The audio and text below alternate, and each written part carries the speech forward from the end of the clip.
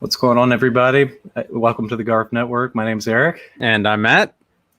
And tonight we're celebrating the 16th anniversary of Land of the Dead. It's hard to believe it's been that long. What do you think about that, Matt? Man, I'm telling you, waiting those couple of years while George was talking about it and getting ready to make it, and false starts and all the rumors, and it came out, and I'm like, oh my God, it's here. It was like Christmas for me. But I can't believe it's been 16 years. It does seem like yesterday. Yeah, because we didn't get a chance to see Bruiser in the theaters, so this is a lot of our first chances to see a George A. Romero film in the theater. And I certainly took advantage, and I know you did as well. I think I saw it 7 times in the theater during its run, and at least 2 of those screenings were in the same day. Yeah, I definitely saw it on this day 16 years ago. I know. Yep. I saw it twice, but you were actually at the premiere, though. Was that was on this day, right? Or it was in Pittsburgh, but I don't think it was this day. I think it was the Tuesday or Wednesday before, so it would have been a couple of days before, and that blew my mind because that was such an event in itself. Like I was just starstruck by not just the folks that were there, but just the entire spectacle, and then seeing it on the big screen in Pittsburgh. And George was like 2 rows in front of me, and I'm like, I'm watching the movie, and I'm looking at the back of George's head, and I'm watching the movie, and it was just surreal. I remember every single thing about that couple of days. Well, tonight, as to help us celebrate the Sweet 16 of Land of the Dead's release, we have Mr. Ben Rubin from the George A. Romero Archive, who's going to be joining us in a few moments to discuss some Land of the Dead artifacts. And what else we got coming up, Matt? Well, we are going next week to the Living Dead weekend at the Monroeville Mall. It's first big convention for a lot of us folks in the last 18 months. So it's going to be like a big family reunion. Hopefully some hugs or social distance highs, whatever you guys are into.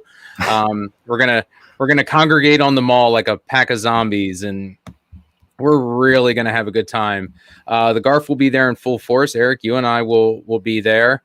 Along with a couple other folks. The Garf has a table, and we have some special guests coming, and there's been a lot of speculation as to who these special guests for the Garf are going to be. And I don't know do we want to tell them now, or do we want to make them wait? I don't know. We've got to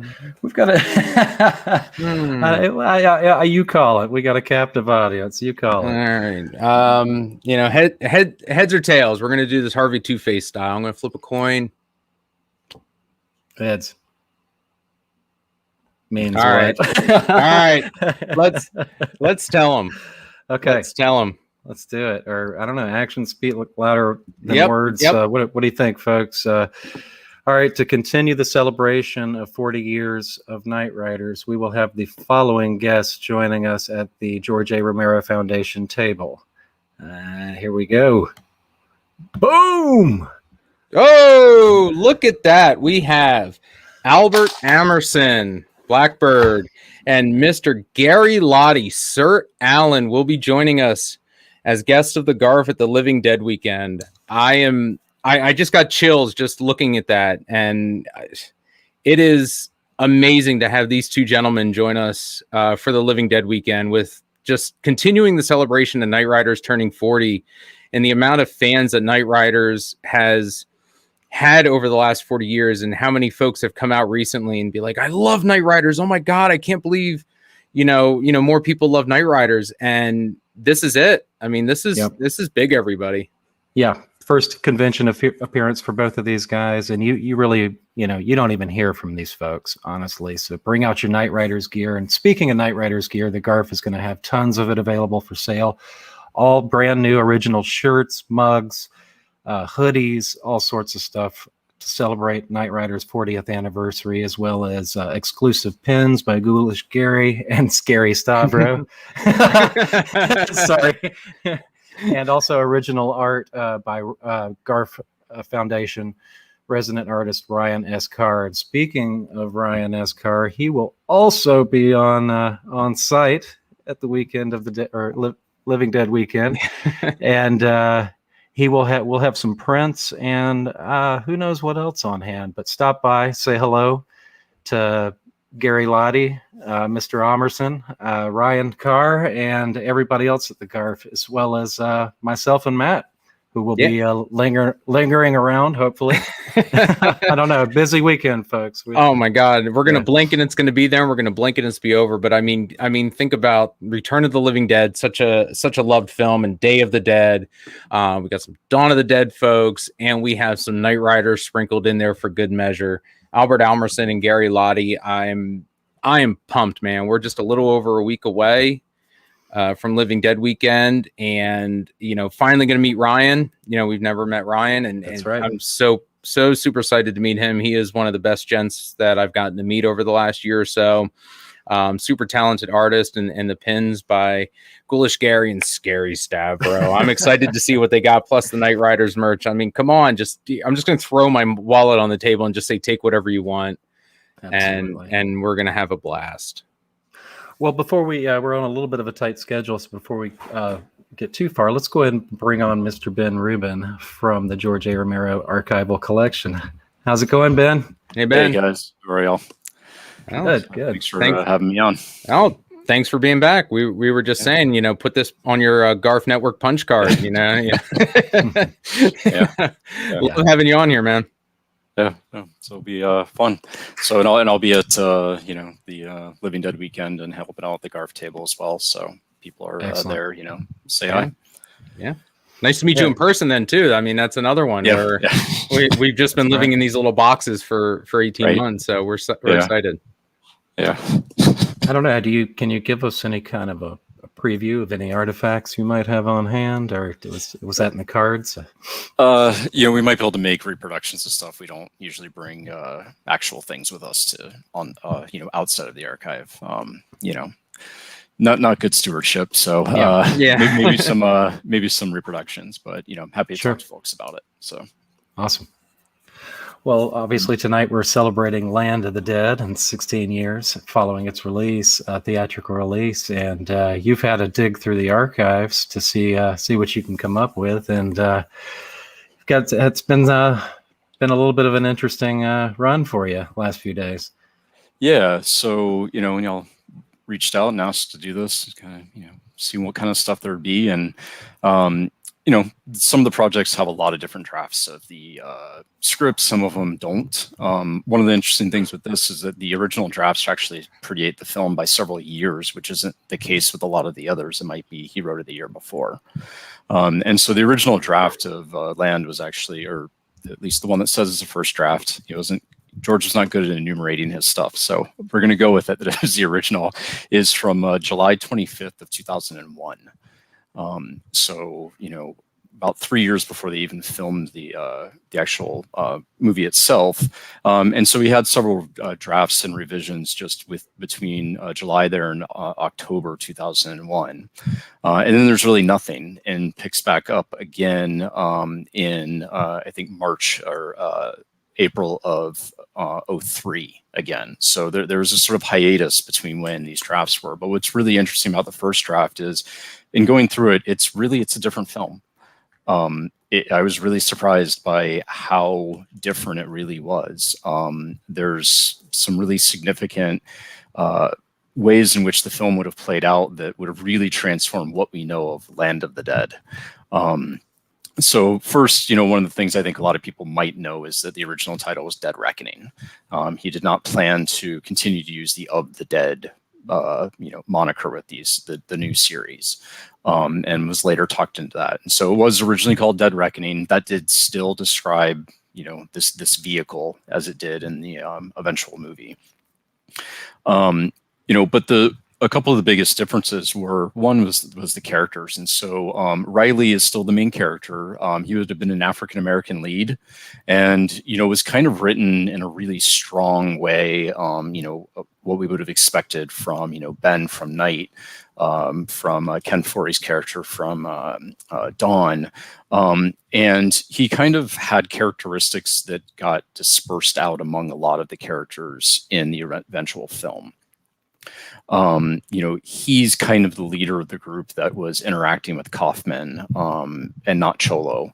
And he always has a beef with Cholo. There is no relationship with them in this original one. And really it's Riley, the one that, he's going to do the chores, get the, money, and just get out. There isn't this idea of really getting into Fiddler's Green, that we see in the eventual film of that, if he just does enough of these chores, maybe he'll get in.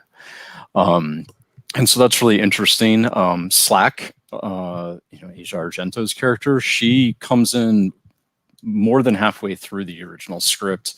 And she's actually a mercenary that works for Kaufman, and she's with that group that gets sent with Riley to go confront Cholo to get Dead Reckoning.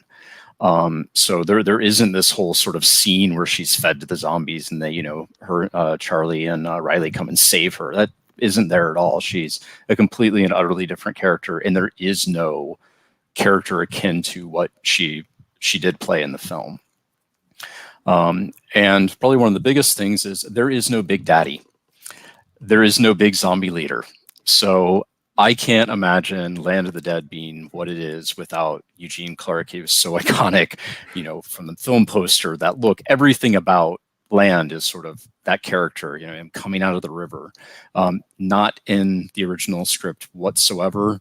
There isn't the sort of sentient zombie that leads the, army through to the city into Fiddler's Green to take it down. It doesn't happen. So that was really surprising. The zombies are, they're there. There's a lot of carnage. It's a very violent original script. Some of the script notes from Fox Searchlight, which was the original company that's going to put it out, was we have to tone this down.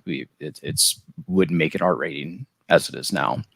And one of my favorite lines that they gave is a pointer, and is just very well put corporate speak. So the film opens rather than, kind of at that, the gazebo and the sort of, kind of fun opening. Riley he's watching an ad for Fiddler's Green. He's in bed with a woman, and, they start to maybe have relations until he realizes that she's a zombie, and she drops maggots all over him, and then he shoots awake, and it's a dream sequence. And the Fox Searchlight did not like that, and they said, let's not open with implied necrophilia. So that was I guess maybe that's how that got changed. It seemed like it would have been a really good punchy opening scene that would have been really scary, but didn't happen.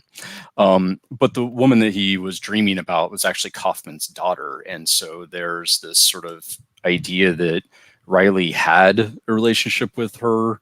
It's not really clear, and that's also some of the notes that were given as to, is this really what happened? Does Kaufman know? Is that the crux of their conflict? So it's kind of implied, so that kind of adds that dimension to the way that the two of them interacted. So one thing that's really interesting is while there isn't the big daddy character to lead the zombies in, there's sort of this scene that kind of harkens back to Day of the Dead, and they go down into the basement of Fiddler's Green, and there's a laboratory in which they've got zombies chained up and are trying to train them, and are learning that they have some kind of capacity for thought. There's a scene where he's like, oh, and they won't even eat human flesh if we give them an alternative. Look, he'll eat cat food. And is able to give them other types of food. Now, when the human gets distracted, the zombie knocks the cat food out of his hand and eats him. So it wasn't that effective. But it really is kind of reminiscent of the scenes with Bob and Day of the Dead, and this sort of idea of them doing this research on zombies and trying to figure out, and can they change this behavior to they have a behavior more than just a lust for the flesh. And so, that's how everything goes wrong in Fiddler's Green, is the zombies get out of the basement. They don't push across the river and into Fiddler's Green and into the green zone of, the Golden Triangle of downtown Pittsburgh. So, and then the ending is totally different. They destroy Dead Reckoning. And it's kind of set up where it should have really been the conflict between Cholo and Riley. So Riley and Charlie do kind of sneak on and get into Dead Reckoning.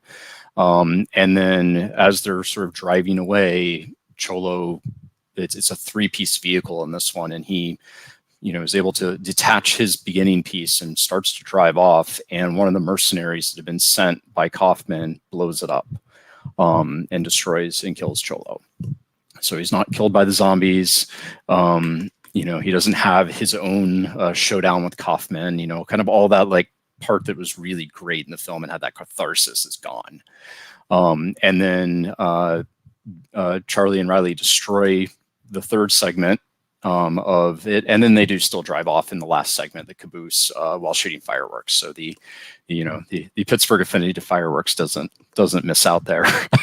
And then in a part that's really surprising and maybe not surprising why it didn't make the final film is when the zombies invade the Fiddler's Green and are kind of making their way through. There's the struggle to get out, and everyone's trying to leave, and there's helicopters, and the idea is that that's how they're going to leave. And so a couple of people get on the helicopter. Kaufman doesn't get on. He's sort of stuck in his penthouse trying to gather his family and his stuff, and one of the zombies has climbed onto the helicopter, makes it go off course. It flies into Fiddler's Green and explodes at the top of the building, and it collapses. So, of course, this is July of 2001. I think we can kind of surmise why that ending never actually made the film. The idea to fly something into a building and destroy it. So it really is this kind of, shocking difference of, it's a lot darker, with the sort of way that the film ends. One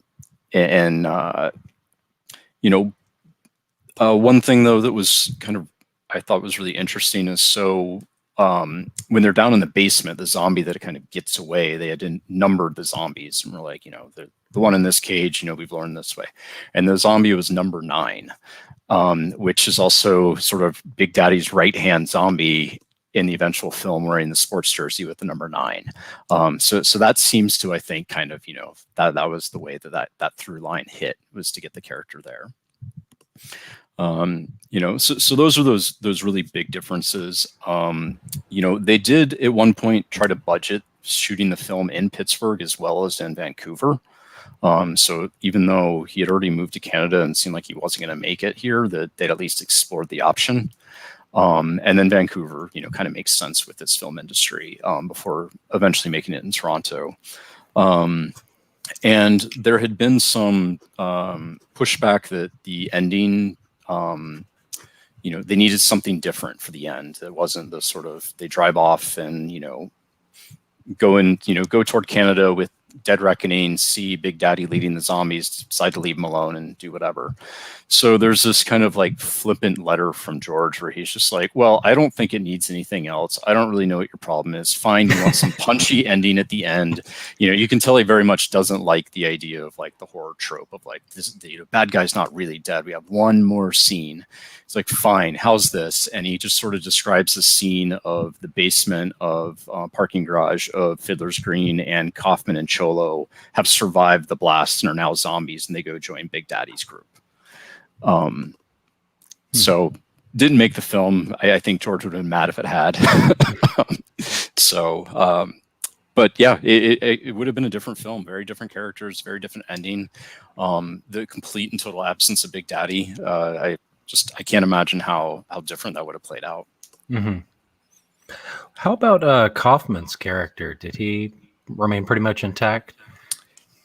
Sort of. There's like a board of 3 guys in the original one, and I think in the film too, there it wasn't just Kaufman, but Kaufman was sort of secondary, at least in the beginning, and then he kills the guy that's like really the one that rules with an iron fist and takes over. And so I think he just sort of consolidated like all of the bad guyness of the plutocrat into just Kaufman. Mm-hmm. Matt, I could be imagining this. Do you remember there was like rumors of Vin Diesel that was going to play Riley? You remember that? I remember that. Yeah, it's kind of funny. As soon as you said Vin Diesel, I was like, oh yeah, I remember that. Yeah. Like there was, it was one of those early rumors where they were, George was making a movie, and then all of a sudden there was going to be a studio, and the studio wanted, folks, and Vin Diesel was just getting hot at the time. I think this was before Triple X, but after Pitch Black, so he was kind of on the up. And I think it was after Triple X and the first Fast and the Furious movie, I think. It was in that neighborhood. Yeah, so he was a hot commodity. I'm very glad that Vin Diesel was not in a George Romero movie, because I mean that's yeah, that would have been weird. Like, Vin Diesel is unfortunately one of those actors that can't play anything but Vin Diesel in a different movie. Like, he doesn't blend in. So he would have been playing Vin Diesel in the Apocalypse, and I think that would have been detrimental to the film. Yeah. I didn't see anything about that casting, debate within the files. There's a file this thick of back and forth and legal contracts, so it could be in there. But definitely Riley was intended to be a African American lead. So the possibility that the studio's response would have been Vin Diesel makes sense. But yeah, there was nothing in there to sort of point anything about that. So the zombie training stuff you were talking about, it kind of sounds like the original, some of the elements of the original Day script. Yeah. So that would have been interesting for it to play out that way. Right. Yeah. It definitely seems like that's where he was borrowing that from, was that sort of original idea, and still trying to figure out how to get that into a film, and it still didn't happen. Yeah. So. And also, but he finally did work in the alternate food source. If I mean, right. Yeah. Yeah. We hadn't gotten there yet, but right. Yeah. I guess it comes back up again in Survival, but yeah. He does. He gets in there. It's it's kind of funny too. In the original, he never like explicitly says that it's in Pittsburgh. He talks about like they're in Butler and they're on Mount Washington, and like they come through a tunnel and there's a city across the river, and like it's Pittsburgh, just say it. Yeah.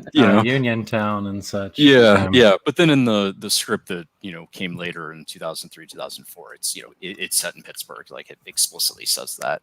But there's that. I've noticed that in other scripts where he doesn't ever like name where it's taking place, but he names all these things within Pittsburgh, so it very clearly is what he's talking about. Like he names streets or landmarks and things, but just doesn't ever say like we're in Pittsburgh.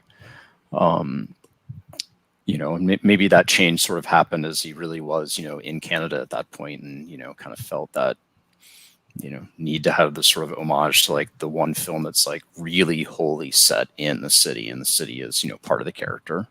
True. Stephanie Zombies has a question. Were the kissing lesbians in the original script? Do you recall that? I don't remember that. Yeah. It didn't jump out at me. That was in like the puppet booth there at the end, right, Matt? Is that? Yeah. It was the first time we see them in the city after getting through the river, where they all get their weapons. Mm-hmm. Okay. And that's an oddball little shot there. He probably came up with it on the fly. We needed something to have two characters be distracted because they probably wouldn't have been paying attention. So he's like, all right, kiss. Yeah. There isn't a whole lot of description of that sort of like, kind of shantytown area where everybody's sort of living, locked outside the gates. You miss a lot of that in the original script. Well, maybe it was good. It had a couple more years to fester and to boil. Yeah. Especially with the political climate. I mean, it was so easy to pluck material from that. Right. And so one of the things that was, we have the screening reports from when they screened the film originally in March of 2005, and there's a lot of different, reactions, pretty much everything. I think like the overall from the, 90 people that saw it was, like 95% positive. It was like, so glad to see a Romero film. It was great. Needs more gore, had too much gore, like kind of all over. But one of the things that kept popping up, and I think this kind of fit in with that, like where we were at that time in the political climate, was that they freaking loved Kaufman's line about we don't negotiate with terrorists. Mm-hmm. And I think that's just so reflective of that period of time. So, They also really liked when the belly button ring got ripped out. That one popped up a lot and was kind of funny. And some of the others that sort of made sense, the sort of dead cholo getting revenge and, some of that kind of stuff. But it's a good shot with the dollar bills and the flames, and yeah. I like that. Well, I hate to run, Ben. We got a tight schedule tonight, but we thank you for coming on. And can you give us a quick update on what's going on with the archive? Sure. So, the physical materials are processed. They would be open for research, but the university is still limiting visitors. Hopefully we'll be relaxed and go back to welcoming everybody soon, as the pandemic sort of subsides here. Still working through the digital materials. There's a lot of them, and the software's new. It's kind of, it's a different process that we're not used to, so we're still learning. But really excited to have students hopefully come back for the fall term and get a chance to come in and work with the archives. And we've just this past few months here have gotten several new archives. So we got the literary papers of one of my favorite authors, Kathy Koja. So I'm super excited about that. The literary papers of Linda Addison. So she's a horror poet. Probably the most decorated horror poet that is writing today. We got the archives of the Horror Writers Association, so the main sort of organization of horror writers and who confer the Stoker Awards. And I was super excited. I got to announce that at StokerCon this year. So that was fun. And then we got the records of the Etheria Film Festival, which is one of the first genre film festivals in the U.S. that really focused on female-directed film. And so sort of the history of that film festival. So some really great stuff. We're just getting it in, so we need to process it and before it'll be open. But the archives continue to grow, so it's exciting. So. All right. Well, everybody, Ben will be at the Living Dead weekend. Yep. You'll be there Saturday and Sunday, Friday. I'll probably be there Friday and Saturday. Friday and Saturday. Nice. All right. Yeah. So stop by the Garf tables and give Ben a holler and tell him you love what he's doing, because we sure do. Yes. Yeah. So come on by. Come up with your obscure archive questions. I don't know if we'll be able to answer them, but I'll try. So thanks for having me on, guys. Yeah, and Ben, we'll get in touch soon. Let's plan another show before summer's out. And dealer's choice. You let us know. Okay, sounds good. All right. Thanks, Ben. guys. Thanks, Talk Ben. to you soon. Okay, bye. Bye. All right, let's go ahead and roll out our interview with Tina Romero, where she talks about her experiences on Land of the Dead. And actually, we've got a lot of Matt's experiences in there as well. So we'll see you guys on the other side, right about the 9 o'clock hour.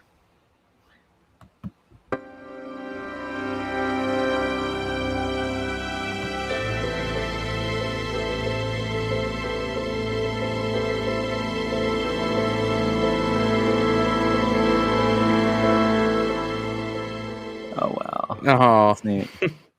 We have one. I have one of these for every film he made. Aw. From the Louisville Stoneware Company. My aunt always made a mug for him when he made a movie, and now I have them and I love them. Oh, that's cute. Neat. Yeah, and so I have one of my good friends is I call him Spillina. He's he can spill something from across the room and break a glass with his eyes. And so I don't let him drink out of these. That's a good thing.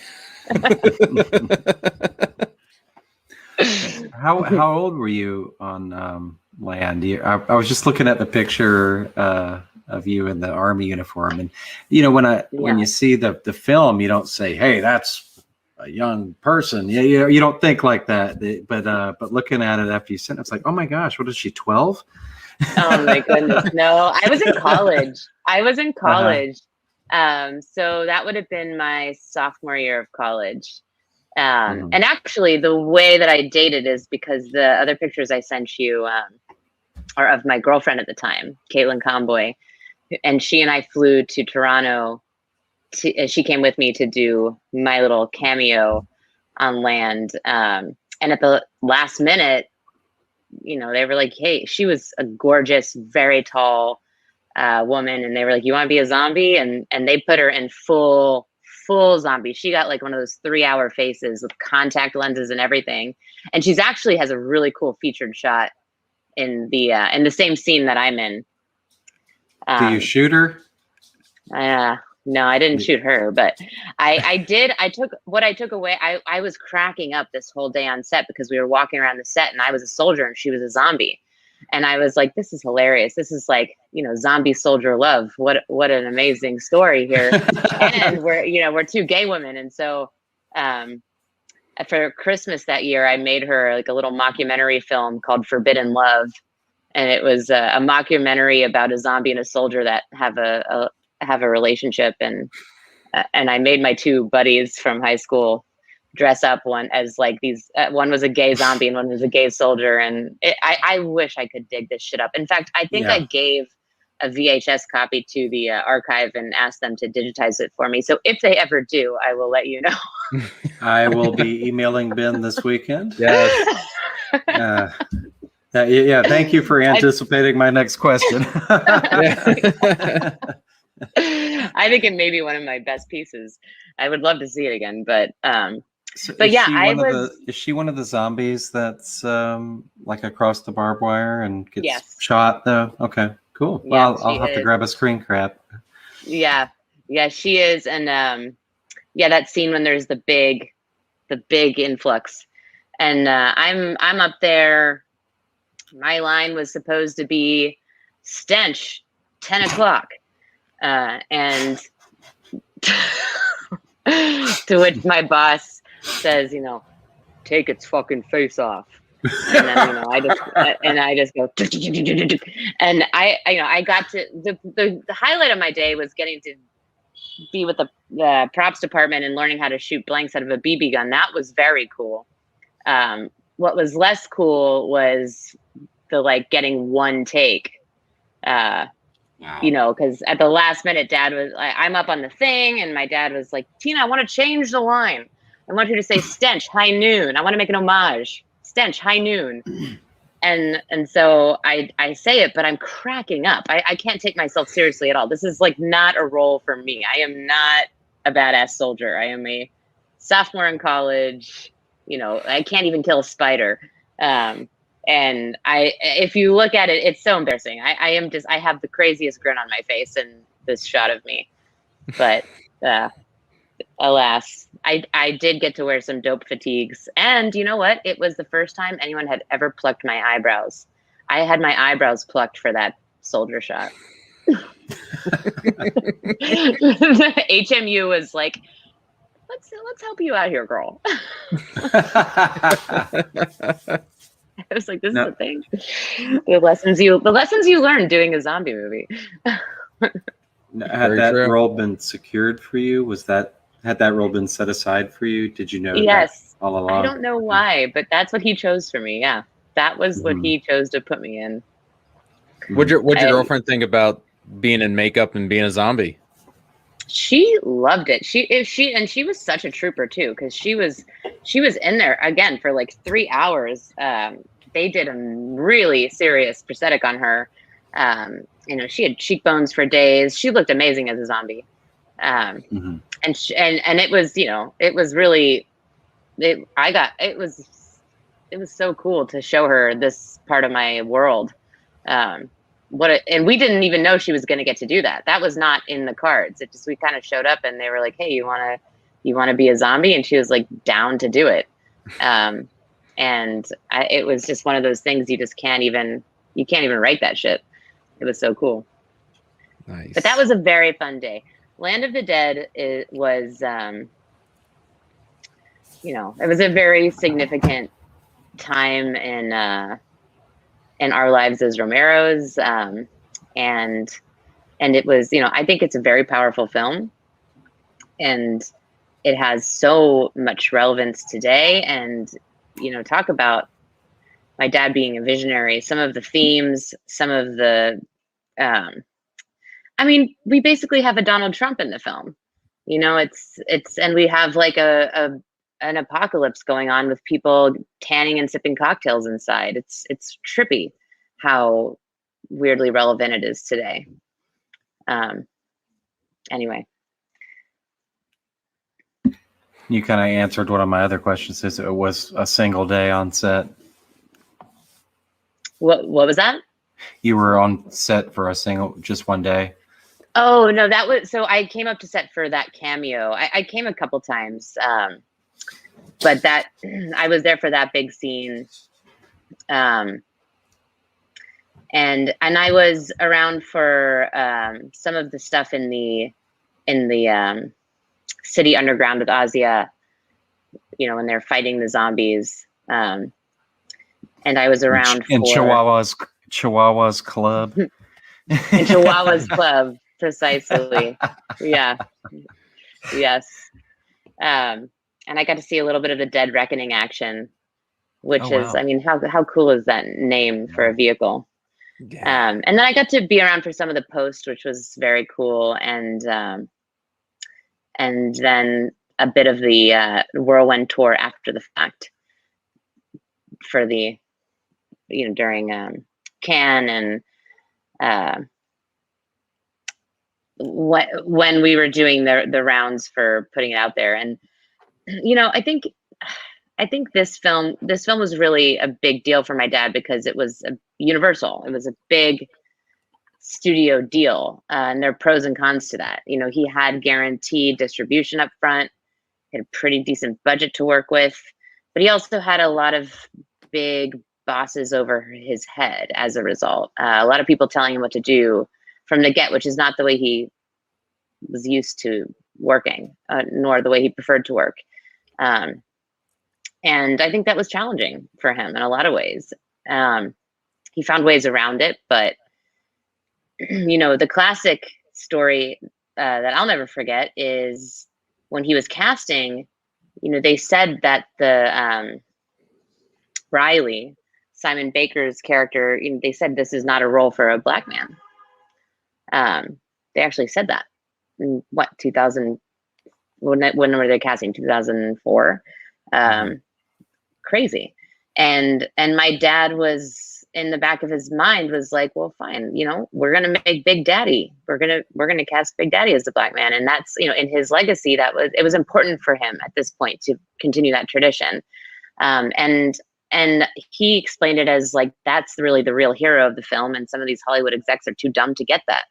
They just think of the Riley as like the hero, when really, if you're paying attention, Big Daddy is where it's at. So I thought that was very smart, and I loved how he was like, I'm going to find a way to do what I want and get around the tape that the bigwigs put up. Yeah, that's what it sounded like. It sounded like the struggles your dad had, he quickly turned those into his advantage to slide stuff in underneath that no one would get, and probably helped him mentally with working on that. Yeah, exactly. I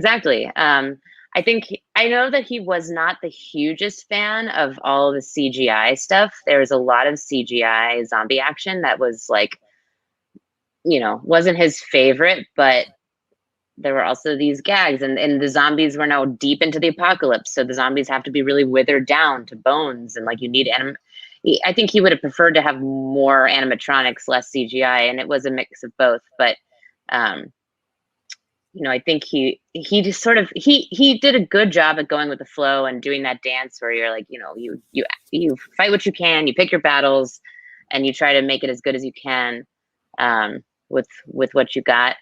And ultimately, I mean, I think it's actually just such a powerful and poignant film. And getting ready to talk to you guys, I just was thinking about it more, and I was thinking, God, this is so ahead of its time in a lot of ways. Just the the fact that we've got this. I think people really think of this. People really kind of think of Land of the Dead as the fourth and final zombie film. I feel like they say like this was the last, and then they sort of think of Diary and Survival as these other ones. Am I wrong about that? Is that what you? No, they definitely put it as like the fourth film in the trilogy. They first four, last two are over here. Over here, right? I mean, and I think that those two have, I don't even know if that's accurate. I think these two have a lot to say, and I think Survival is early on to something too. But Land is sort of, God, it's totally getting about this, like, let's just build a wall and not pay attention to what's going on outside. And like, money is still king. And this is where he's, I feel like, really getting to the, after Bub, he's getting to the heart of the zombie. And with Big Daddy being so disturbed by these humans killing off his own, it's, I don't know. I think it's genius, and it's heart wrenching. And my dad was so good at not letting us forget the humanity behind the zombie. And I think he really does that here.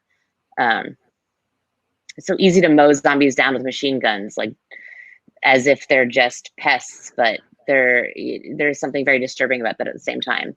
And Land of the Dead, I think my dad really got at the heart of that.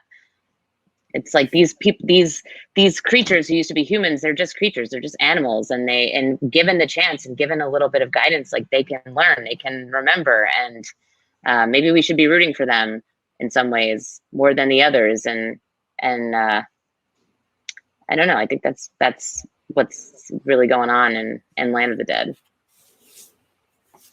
I heard after the fact that I always heard that he was frustrated, with the process, but I never had like a real clear picture on it. But later I kind of found out that it was more to do with having to rely on second and third units. Can you speak to that at all? Yeah, I mean, I know it was it was a hard and challenging film for him. Yeah, I think it's stressful to have to not be there when you're getting when you're getting B cam and C cam and D cam, and you're sending out other units, and you're pressed for time, and it's fucking freezing in Toronto, and you're underslept, and I think you're just, my dad was definitely used to being more hands-on with everything and getting to see everything knowing the shots he was getting. He really wanted to know what he had so that he could know what he needed to get. And working in this kind of hyper studio environment didn't allow him that freedom of like, oh, I want to get this shot, grab that camera, do that shot.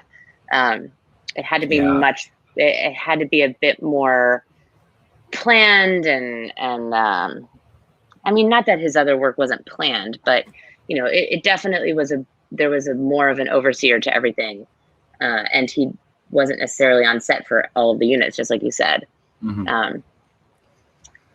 This was a hard time. This is a hard time in his career, and this is a hard time for our family.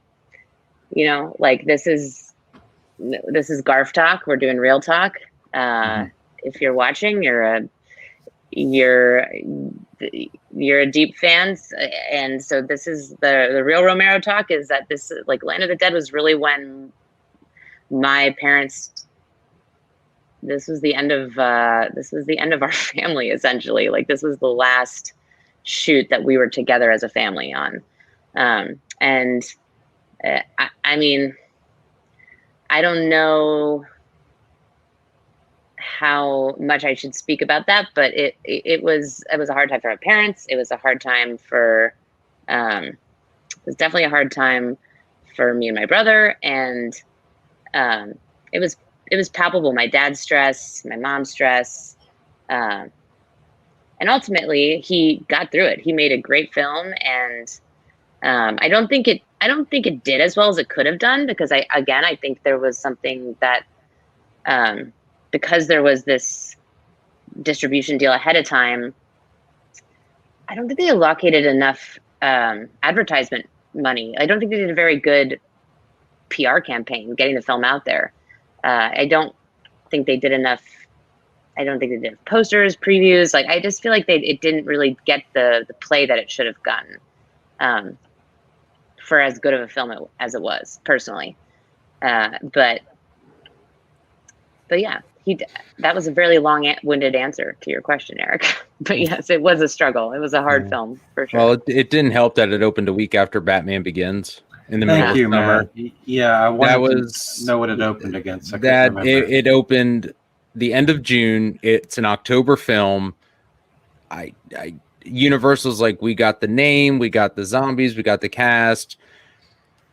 Let's just, do with it. And I never understood why it came out in the summer, a week after Batman, which was obviously reigning supreme at the box office, where a middle of October, it would have gone up against the first Saw movie, but I think folks would have been more in tune to go to Romero in October than the middle of summer.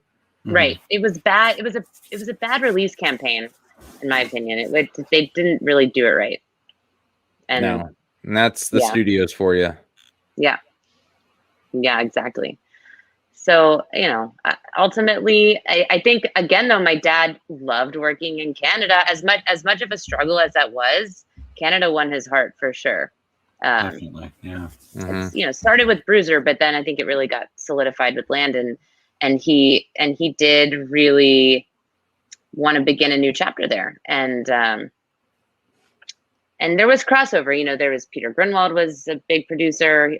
Greg was on set. There was definitely some Pittsburgh, Toronto crossover, but he wanted to stay there. He wanted to stay in Toronto after that. And he was so excited. I remember when, during pre-production, I went up there and he was so excited to show me the Fiddler's Green location.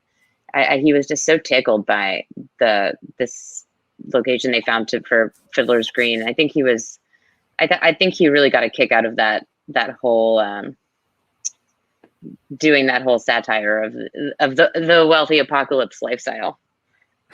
Very Dawn of the Dead, I guess, but in a whole new way. That's a beautiful building. It is a beautiful building. Yeah. Yeah. Every time I'm in Toronto, I stop by. Oh yeah.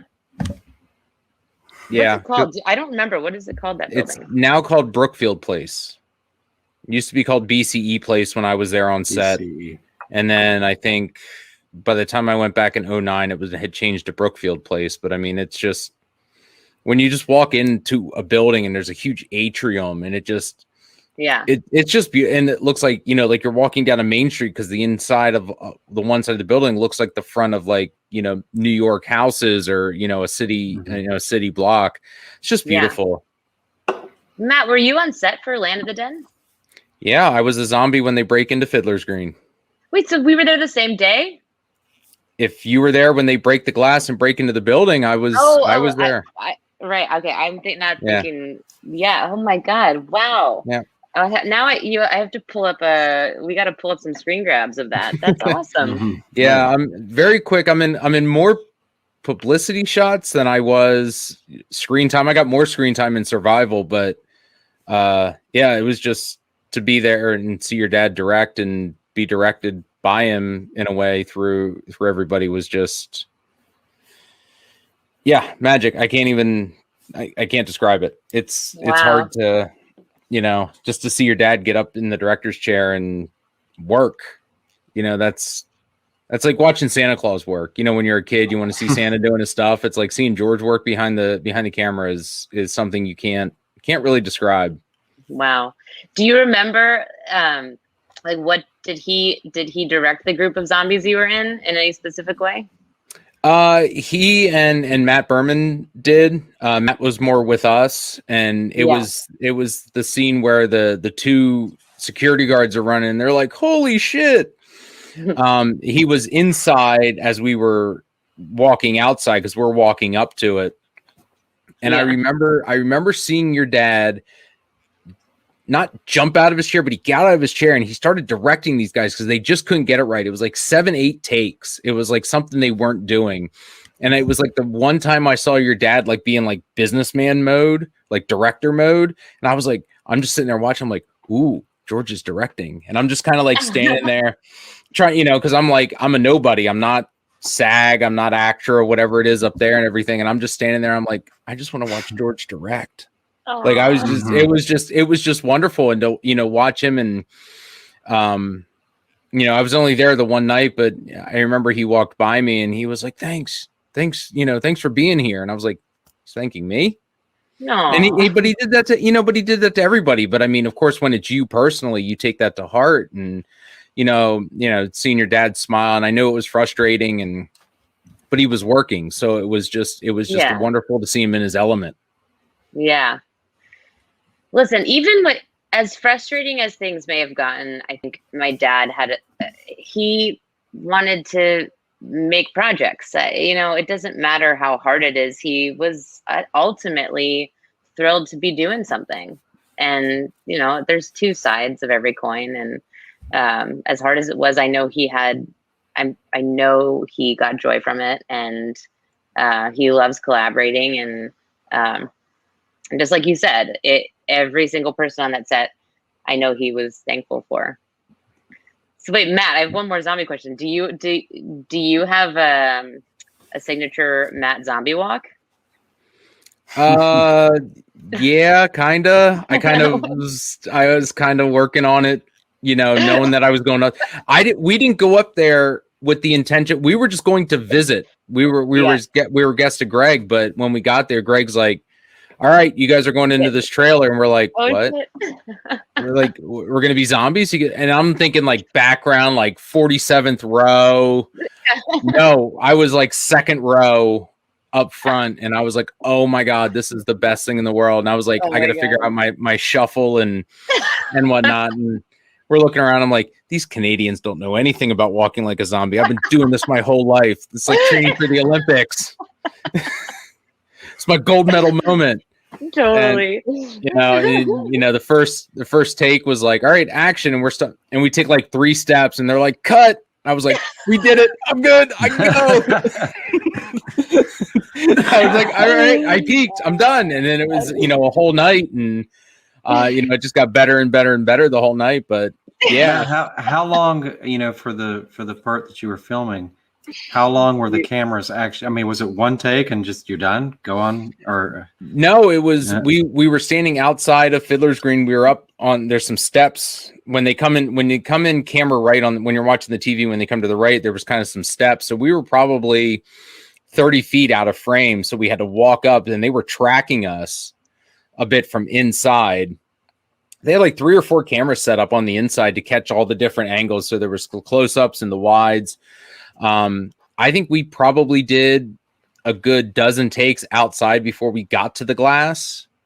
And then we did another handful beating on the glass. They gave us the weapons and stuff. So I had a pickaxe and I'm beating against the glass. Oh, cool. And then they scored the glass, and I can see it in the movie. They scored the glass where they need all the weapons to hit, and they gave us earplugs for when it popped. And so I would say there was, well over 30, 35 takes for the time that I was there. So yeah, it was all night.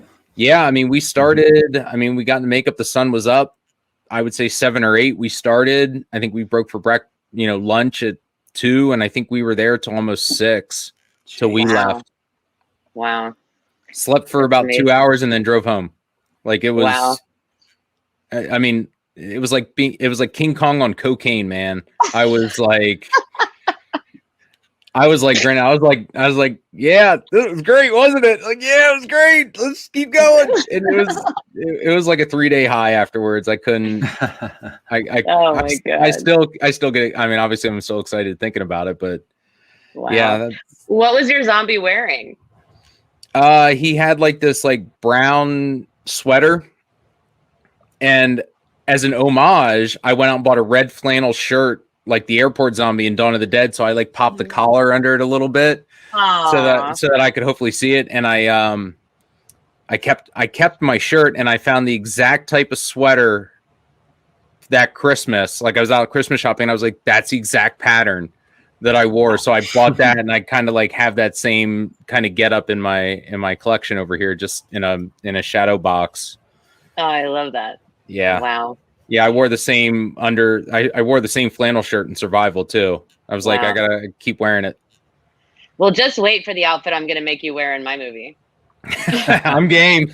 It's gonna be a little bit more sequined, but that's all right. You know what? I don't care. I don't care if it's a movie. I'll do whatever the director needs. So Yeah. Well, Tina, I had a question. I know you were born around the time of Day of the Dead, and I mean, how aware of you were you of, you know, I guess between then and Land of the Dead? I mean, of just the desire by the fans for the fourth film, and how, I don't know. I mean, one thing I've never really been too clear on is how eager or not your dad was to pursue a fourth film. So that's a very good question. Yeah. I to be honest, I think my dad was always above all interested in making a flick. You know, he was a prolific writer and a prolific idea guy, and he had so many concepts. But what people wanted him to do was the zombie shit. So he, you know, I think he was psyched to be making a movie. I don't know that it was the top of his list. To be honest, I don't know that it, you know, I think it's like oh, you need me to come up with another one? I got you. I'll do it. He could come up with anything. He was a genius. Was it his top pick? No. As far as the first half of your question, how aware was I would say I was more aware of the fact that my dad was hungry to make films again. You know, he had that really dry spell between Dark Half and Bruiser, and that was a lot of years. And he was working in pre-production. Shit was getting greenlit and redlit and greenlit and stopped again. And I knew he was hungry to make something. But of course, it's very exciting to get back into the zombie shit. And he found a way to have fun with it. You know, he found a way to have joy with it. And at this point in his career, I think he really was able to, like, you know, he grew attached. He had a sense of ownership over this genre, and he felt, you know, I know he felt a certain sense of like love for zombies, and he was always laughing and joking when he was writing about, like, oh my God, I'm going to kill this zombie this way. Like he would find a way to fulfill his creative needs in this genre, if that makes any sense. He was able to find his voice. And I think that's what makes his movies unique, is that oops, I fell into a genre. Oops, I created a genre. Oops, I created a monster that will forever exist. And although that may not have been what he set out to do, it's so genuinely, like, his zombie is such a George Romero specimen. It's so him. It's like captures his spirit so genuinely. And I think he was really able to find a way to thrive in that genre. And so, I think Land of the Dead, let's see. I think as far as the fourth installment, I think he was excited to be making a flick. I think it was a hard project. But I also think he really did a great job at finding a way to tell this story as far as the timeline progresses in the zombie apocalypse. I think he did such a good job, personally, at getting at the, what's happening now. What are people doing now? In fact, I was looking back at some of the, like, what people were writing about at the time, and I saw what Roger Ebert said, and he said, I'd love to see a film that just takes place inside Fiddler's Green. We don't even go to the zombies. Let's just see what happens to the people in Fiddler's Green, where they're just living, and, like, we don't even really go to the zombies. They're just out there, and we just focus on, like, what their lives are like. Are they stressed? Do they even think about the zombies? It just really gets at something so rich, especially considering what we all just gone through in this strange past pandemic year. That's a mini series right there. Yeah. Roger Ebert just pitched a miniseries, the Fiddler's Green Diaries. Yeah. If Land had been made now, we could have had a Netflix miniseries on that, because that's 100%. Yeah. Well, let's keep that one under our hat, Matt. Hey, here you go. Yeah. All right, I'll call Netflix tomorrow. Yeah. Well, it's just, that viral meme of the little dog drinking coffee, like in the fire with the fire around him. Like, this is fine. It just feels so on point with that. Yeah, exactly. Yeah. Was there a point, like you had alluded to, your dad just wanted to work, but I mean, with Bruiser, getting the deal it did and everything, was there a point between Bruiser or some point after Bruiser where your dad was like, maybe I need to go back and do this, fourth zombie film? Or was it just kind of one of those, like, it just happened to come up organically, or did he kind of pinpoint going back to it? I mean, to be honest, this is where we need to talk to my mother. But what I would say is it kind of just came up. It's sort of like that. You've got a lot of pots on the burner. Which one is going to boil? And this one boiled, and so let's go. That's in my experience. That's what the hustle is in his life, and in my own life is you got to have a lot of concepts going at the same time. And like when someone bites and says let's go, you got to be ready to go, and you really have to hold your breath until you're rolling film. Because you could have sketches and mood boards and casts and crews, and until you are actually rolling a film camera, you just don't know what's going to happen in this biz. And yeah, I mean, I don't think he was targeting, okay, this is my next goal, I'm making the fourth installment. I think it was like, this is what came up, here's an opportunity, let's make it work. But again, this is maybe where we should talk to Chris Romero, because she's truly the inside scoop on all that biz.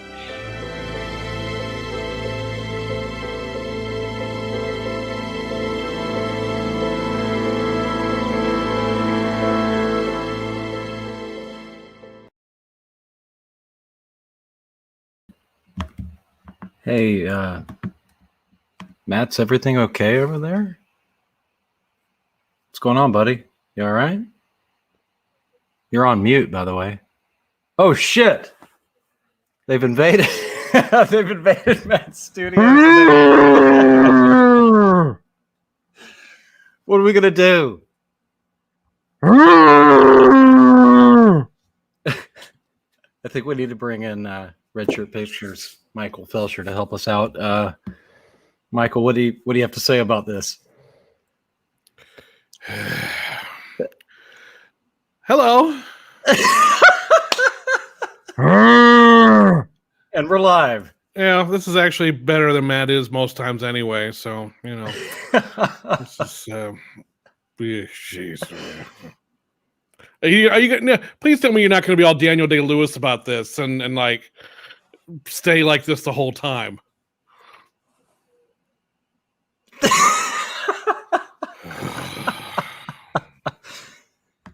And is it okay to bring Eugene on? No, I don't even know anymore. Let's see. Matt says yes, if that is even Matt. All right, I want to welcome also to the Garf Network, Mr. Eugene Clark. How are you doing, sir? I'm doing well. How about you? Hey. Good.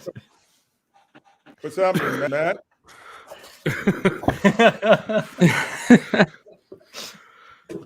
Well, that's right, Matt. Yeah, you own a lot of the wardrobe. You were flying deaf and blind there, Matt. I could hear, and it's very hard to see out of that mask. So I was like kind of like looking like this through the eye hole. So, hey, Mike and Eugene, how you doing? Doing great. How about you? Good. Nice to see you guys. Yeah. See, Mike, you got nip a little bit. That's yeah. You had hair like mine, and you were all right. What's your woman tell you? You got to shape up. She says I'm getting too skinny. I'm down 50 pounds this year, so I'm trying to get a little into shape. I turned 40, so I'm trying to make the back 40 a lot better than the first 40. All right. I read somewhere that you were 208, but you want to go further down. I want to go to about 195, 200, and kind of stay there, and then I'll start hitting the gym again and bulking up. Okay. Don't get too skinny. No, I'm not going to get too skinny. Some women like their men too skinny. Well, I was a little too thick. I can't be too thick, so I gotta find a good balance. I think I'm just about there. You're looking good. Yeah. Thank you. You are too, bud. You're looking great. You are, Eugene, looking great. Yeah. So, Land of the Dead, 16 years later, guys. Yeah, that's weird. How's it been 16 years already? I don't know. I'm trying to figure that out. But Eugene, we've known each other for almost 15 years now, almost as long as we've been in the movie and whatnot. But I don't know if we ever talked. How did you get involved? Well, normally there's a breakdown. There's a breakdown for the project. I received a loan. They were advertising, well, not advertising. Every time that comes through your agent says TV or TV production. So they were casting Big Daddy. The audition, it was there were a lot of people there. There were a lot of white guys there, actually. I'm going to say between 100, 150, 200 people were there. And a lot of guys were complaining. I'm out the room and they say, "Hell is this? Acting 101?" They were just really complaining. When I went into the room, George was there, and I keep forgetting the executive producer's name. You know his name. Grunwald. Right. He was there. And George said, "You're dead." Oh, there was an office chair. There was a little office desk and an office phone. And George said, "You're dead. Coming back alive. And you're remembering what it's like to be alive." That's all he said. And I sat there and I just looked at him.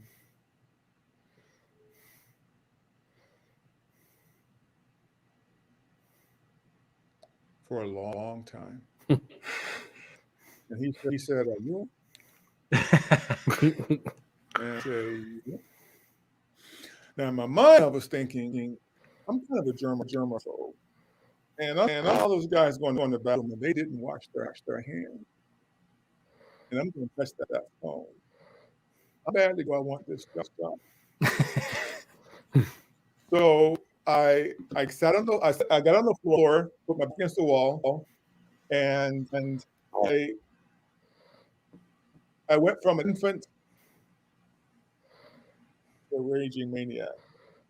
So I put my head on the phone, used the phone as a pillow, I curled up in the position. Went from there, you remember Bam Bam Bam in the Flintstone? I went up and I took the baby and I started licking the like a baby puts thing in the mouth, going like, "Oh shit." And I started beating the phone like, Bam Bam from Flintstone. And I went from there to I picked up a chair above my head and I just roared loud. And George said, "Oh, you got me." And then about 2 weeks later, he called me back and said, you got caught this morning. Nice. He was really cool. I could have lost the part because when he came back, I wanted to do some golf tournaments. Yeah, celebrity golf tournament. Always like the little goodies. So I said, "George, I have these 5 golf tournaments I could do. When you got first?" And he just looked. He just looked. I know some dudes was that really golf, but he said it's really cool. It worked out.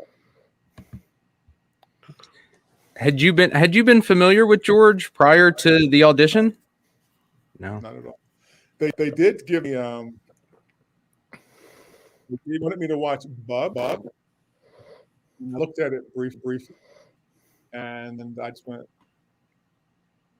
I didn't see anymore. George's script spoke to me big time, and I didn't want to be influenced by another character. As far as knowing him, no, not at all. Okay. Okay. Interesting. What I think was good. I think it was very good.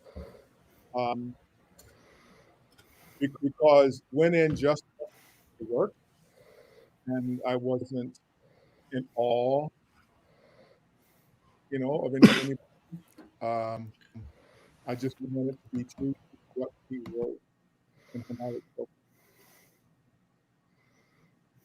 Nice. Yeah. How much direction, and it's always been, well documented that George didn't really give the zombies a lot of direction because they would all act like George said. What kind of insight did he give you into the character outside of the script? None. Basically, George, he didn't even tell you how to walk. But if he did like it, you knew it. So loved about George is he gave me a chance to do your thing. And I would look over and either have this big smile on his face, or he just look away and go, okay, I guess we're gonna take. But yeah, no, he did give a lot of direction. Actually, his direction was in the script. Everything was already in the script, and to me, it was genocide was happening. That's how, and so I thought of genocide that happens all over the world in different countries, different people, and that was part of the work I was doing. And here are these guys come to my area. They're killing my people, and I'm trying to get them not look at fireworks because that's going to be killed.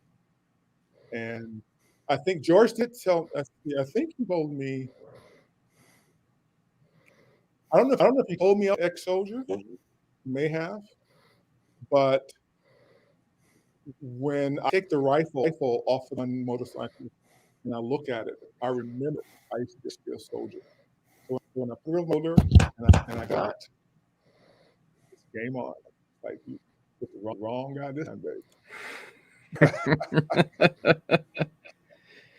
No, I love it. I love your movement as a zombie. It's not over exaggerated. It is actually one of the more subdued type performances, and I think that helped you stand out, especially to me as a very memorable character, because we don't know who you are. We don't know what your past was. Like you said, you could have been a soldier and and whatnot, but you always just your look. You just had a very intense look the entire film, and it just kind of seemed like there was more going on back there than what you could physically emote. And I think it was a wonderful job. I've always enjoyed it. Thank you. Well, Greg Nickel told me that you cannot hide behind this mask. Anything you think, they're going to do. And when I put it on and looked in the mirror, I was like, oh, okay, dang, I don't want to be that brother. But throughout the course of my time on screen, it was very dark for me. It was very painful for me, and a lot of the atrocities on. So I loved it. There were times that usually you drop your word. Times I couldn't drop word, and we're done at 7:00 in the morning. And in order to make Daddy, in order to have those really watching closely kind of relate to him, then I felt I had to go that deep. I remember once there was a technical problem, and I was on my work, and after a while you get tired, and it's like, how long is it going to take? They decided it was okay, but no one came to get me, And I look around, they're setting up another scene. I went to the second he did. So you got to talk to me. If it's over, come talk to me because I'm going to some places. I have a friend named Bobby. He was on the set. And there are a lot. You did one of my yells. There are a lot of these howls I did. We don't hear them all in the movie. But there was some technical difficulty going to the studio, and I had to replicate it. But so in the movie, many of them sound the same, but on set they were different. Okay, almost like sometimes you can hear "You Love Dogs," or you can hear a sound from an animal, and sometimes if it's having fun or if it's in deep pain. And I did this one howl, and Bobby, he was like, "Mom, you mum me up! You got me!" Because it would come way from the deep down in my belly, this howl, and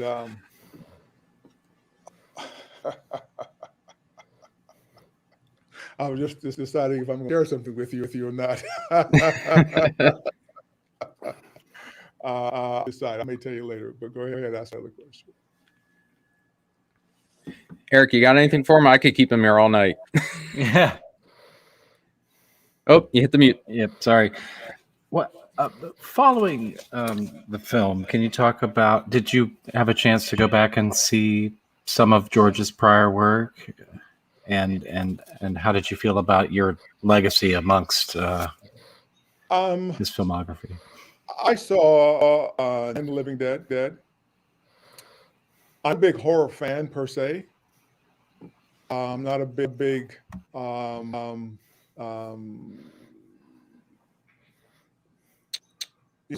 psychodramas that could really happen.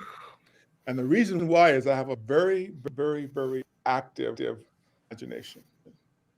So when I watch a movie, I go inside the movie.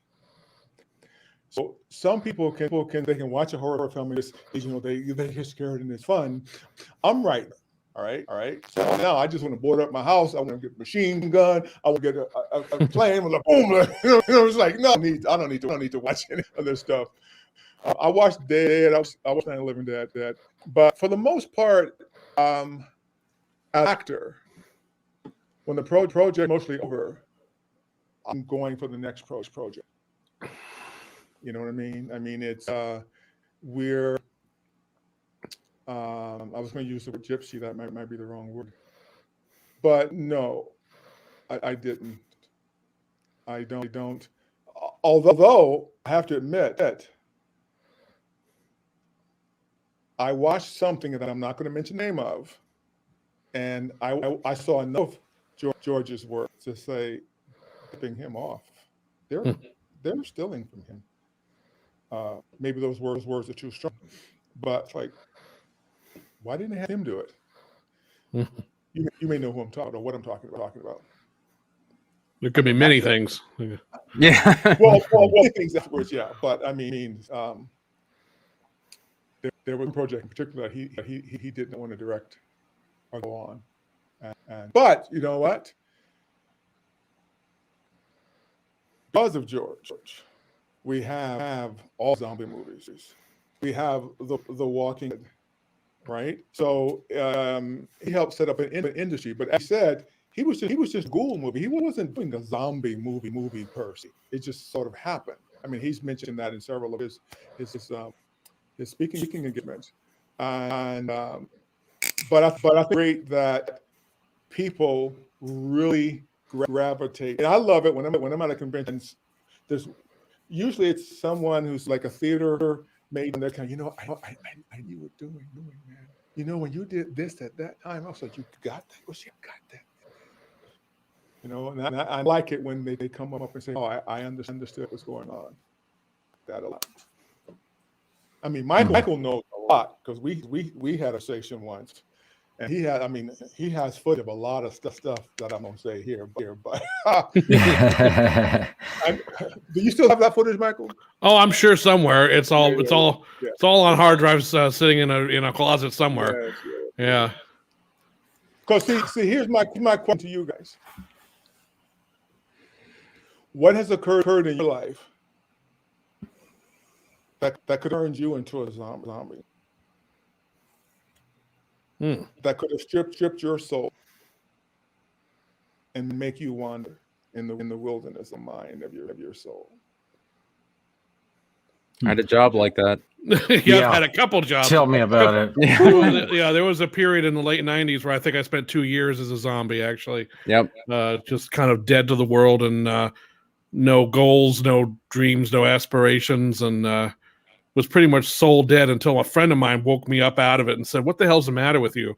You've turned into a real unpleasant son of a bitch." I'm like, "Really?" Okay. And that was so. Yeah, it's metaphorically speaking.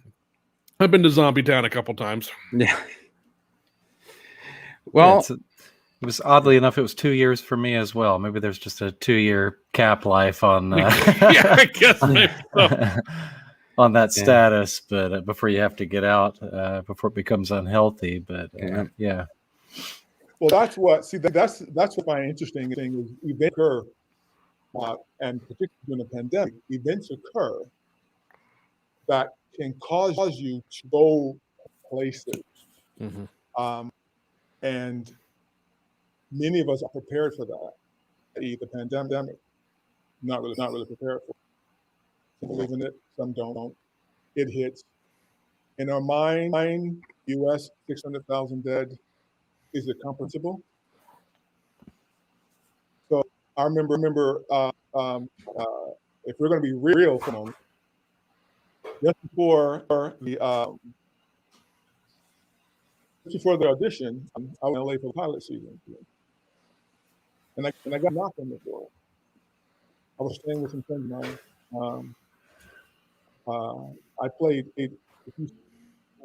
right here. I played most in The Lion King, and even Rick and Master Darrell, they were the grown up Nala, and so they got married, and I went to live with them for the pilot season. No one knew I was there. So there was a knock on the door, and thinking, you know, when something happens and you get a sensation that has something to do with you. Well, there was a FedEx near me. You know, who knows I'm here? It was Worst paper. Okay, you're in court. I'm like, well, I didn't see this coming. So, just around that time was when I auditioned. So, also sitting in that chair. By that time, my head to my toe, I'm numb because I didn't see that coming. So sitting in a chair, looking at George, just sitting there, and I'm already numb. But in the way I do my work, I can't use that. You can't use anything 4 or 5 years too, because you don't control it. I have to go further back for that. But what I've always was, if my ex-wife, now this what I'm about to say not true, I like to believe it's true. I usually stand up comedy at Yuck Comedy Club, so sometimes I like to invent things. I like to believe it happened that my ex-wife knew George was going to do the movie, and I like to say she knew she wanted to get paid. Best thing he could do is divorce me for the movie, so I'll be so effed up that I'll get the movie. You know what I'm saying? So I like to say, you know what? If she hadn't done that, I probably would have got the movie because I wouldn't have been in the zombie state. You know what I mean? Like you get 26, like, excuse me, what? But I couldn't use any of the work for that. But what it did do is it helped me really look at the atrocities that occur. I mean, up in Canada, they just found over 200 indigenous. Yeah, saw that. You know, and that's when they found I think 750 other barrels. So unmarked graves. And often we see things occur in television, and it's almost like watching TV until it has someone close to us, and then we feel the pain. So someone died. Oh, him so. So, with that going on, it just woke up a lot of things inside me.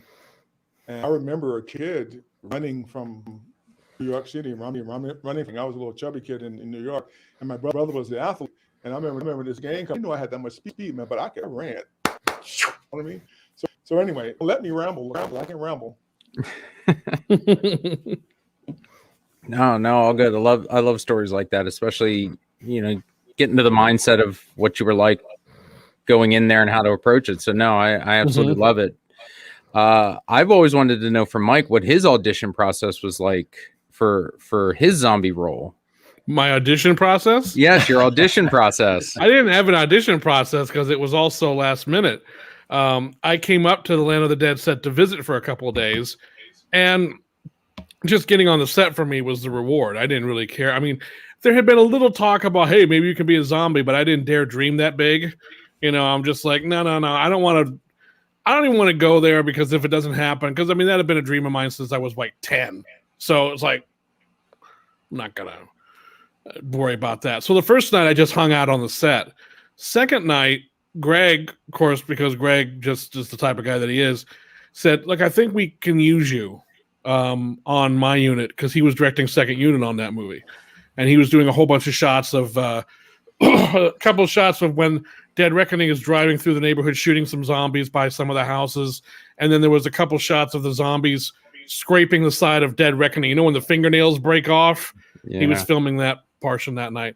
So I think we can probably use you. So I'm just kind of standing around on set, but said, well, I'll let you know. We'll just, because we may have enough people tonight. I don't know. And so I'm like, okay. Again, still not trying to think much about it. And then I'm kind of hovering around, like on the backside of we're out in Downsview Park. And suddenly Greg just comes up and grabs me and says, I think he might have pointed to one of the makeup guys. I think it was Kyle Glencross, I think, and said, here, go in there. I'm like, yes, sir. And I'm just going. And they're like, well, what are we going to do to you? I'm like, you do whatever you want. I don't care. And I'm just like, I'm just the happiest son of a bitch you've ever seen in your life right now. You can do whatever you want. So, so I had a beard like I do now. It was a little heavier back then. And they said, well, we can do this with the beard and maybe something like that. I don't know. But then I'm like, well, go ahead and shave it, or shave a part of it, or don't. I mean, I don't care what you do. I was like, oh, okay. So they shaved off half my beard and put a ripped cheek appliance, and then I can't really see out of my left eye very well anyway because of a birth defect. So I said, cover up the left eye, gouge it out. What do I care? And they're like, okay. I think they were just happy to have someone who didn't, wasn't going to be like, don't touch the hair, or don't do, don't. And I'm just like, zombie me up. I mean, I'm in it to win it here. Let's just do this. And so then Alex Kavanaugh found me a big ass sweater to wear, because I was, I'm a big guy. There weren't a lot of options for me, so they found me a big sweater, and I'm hanging out, and basically it gets to be at 2 or 3 in the morning, and nothing's happening. Things are running behind, and things are just not looking good. So it's looking like I'm not gonna get used that night, which is a little disappointing. But I got made up, So technically, I was a zombie on a George Romero movie. But then all of a sudden there's some ruckus, and Greg comes over and says, okay, things are changing. You're going to A set. A set? What the hell is... Oh. So as it turns out, they actually were running ahead of schedule on George's, the main shoot with George, and they were going to film... They needed some zombies for a bit when... they're stealing Dead Reckoning out of the auto yard there, and the zombies are up against the fence, and then they knock it down and start, raiding the compound. And they said, well, you're going to be one of those zombies there, and George is there, and the whole crew. And I'm just like, oh my God, this is like, I'm the happiest guy you've ever seen in your life. I'm just like, oh my God. And George is there actually to direct this whole thing. And so we get all lined up, and we're at the fence growling and doing all this. And then the next shot is the fence is already down, and we have to rush this guy. He's firing an M16 out of a tower. He bails out of the tower, and as soon as he hits the ground, we swarm him and knock him to the ground and start to munch on him, basically. And so this is our big scene, and George, just because he was George, made sure I was kind of in the front of it. So I want you to be the lead guy to go after this. Like, all right. So he walks back to Video Village, and then one of the ADs comes up, and is starting to go, okay, you guys are zombies. You're hungry. You want to do this thing. You're mad. He was like, and keep in mind, I've been rehearsing what I would do as a zombie since I was 10, like I said. And it took every last bit of my self-control to keep from going, okay, dude, just go stand over there. I got this. You don't direct me. So it's like, but I didn't say anything because I'm not going to be that guy. But I was like, part of me was just like, I've got this. So we shoot the take. First take doesn't go off because something goes wrong technically. Second take goes well. Third take goes well. And each time I'm grabbing this guy and I'm slamming him to the ground and I'm landing on my knees. I don't have any knee pads on or anything. And I'm just busting my knees up big time. And I'm wrestling with him. And then finally we get the take and George says, great cut. And he motions over to me to Video Village. And we watched the last take that we did. And he says, and he puts his arm around me and says, Michael, great job. You did it, man. You did it. And I remember at that moment thinking, okay, are there any live rounds in any of those M16s? Because if you want to put one right here, I'm done. I'm done. It's over. I have fulfilled what I wanted out of my life. The rest of it it's just gravy at this point. I was so happy. And and like Matt was speaking earlier when he was talking about his zombie experience, I just floated on air for the rest of that. I don't even remember, just like, because by the time we got packed out of there, it was like 6 o'clock in the morning, and I had to drive back to Detroit. And I'm in the car, and finally the fatigue, all the adrenaline kind of wears off finally, and the fatigue and everything kind of hits me because I had been up since almost 24 hours at that point. And I finally just decided to pull into a hotel just outside of Toronto because it's like, I'm not good for driving right now. And I go in there, and I'm wearing all my regular clothes and everything. They clean me up after all that. And I'm checking in, and the woman's kind of looking at me like this. I'm like, what's this woman's problem? I'm almost about to say something, but it's like, whatever. She gives me the keys, and I go into the hotel room, and I go into the bathroom. There's the water on my face, and I look at myself in the mirror, and I realize, oh, that's right. Half my beard is missing. It's like it's all roughly shaven off all the way around. So I'm clean cut here and bushy on this side. Okay, I think I understand why she was looking at me like that. Oh well, whatever. And I just went to bed. I didn't care. So that was a special night. And I'm very easy to spot in the movie too. George was very generous to leave a couple really nice shots to me in the film. But an interesting little note: the guy I attacked that bails out of the tower, he had been a zombie in the Dawn remake. The janitor who gets the broomstick shoved through his neck and up to the top of his neck. Okay, yeah. So he had a lot. There were a lot of Dawn people doing double time on land because it's like, if you have zombie experience, we want you here. You might as well, even if you were running zombies. But he so that was fun. Wow. But it was that second night, man, was wild because again, all of it was just sort of like I didn't dare dream this hard to be able to get to do that. Yeah, I remember getting to set and Greg pointed to the trailer. He said, all right, go in there. And I'm like, okay. Yeah. And I remember walking in and I remember hearing about the character Big Daddy. Now, I didn't know who was playing him. I didn't try to get too many spoilers, but I remember walking in and there's 4 chairs and I look over and Eugene is laid back, sleeping peacefully like a baby, or at least your eyes were closed and you were getting makeup on, and he's just not moving a muscle. And I remember Patrick was doing my makeup, and I remember Eugene, you got done first, and I looked up and I was like, shit. Oh my God. Yeah.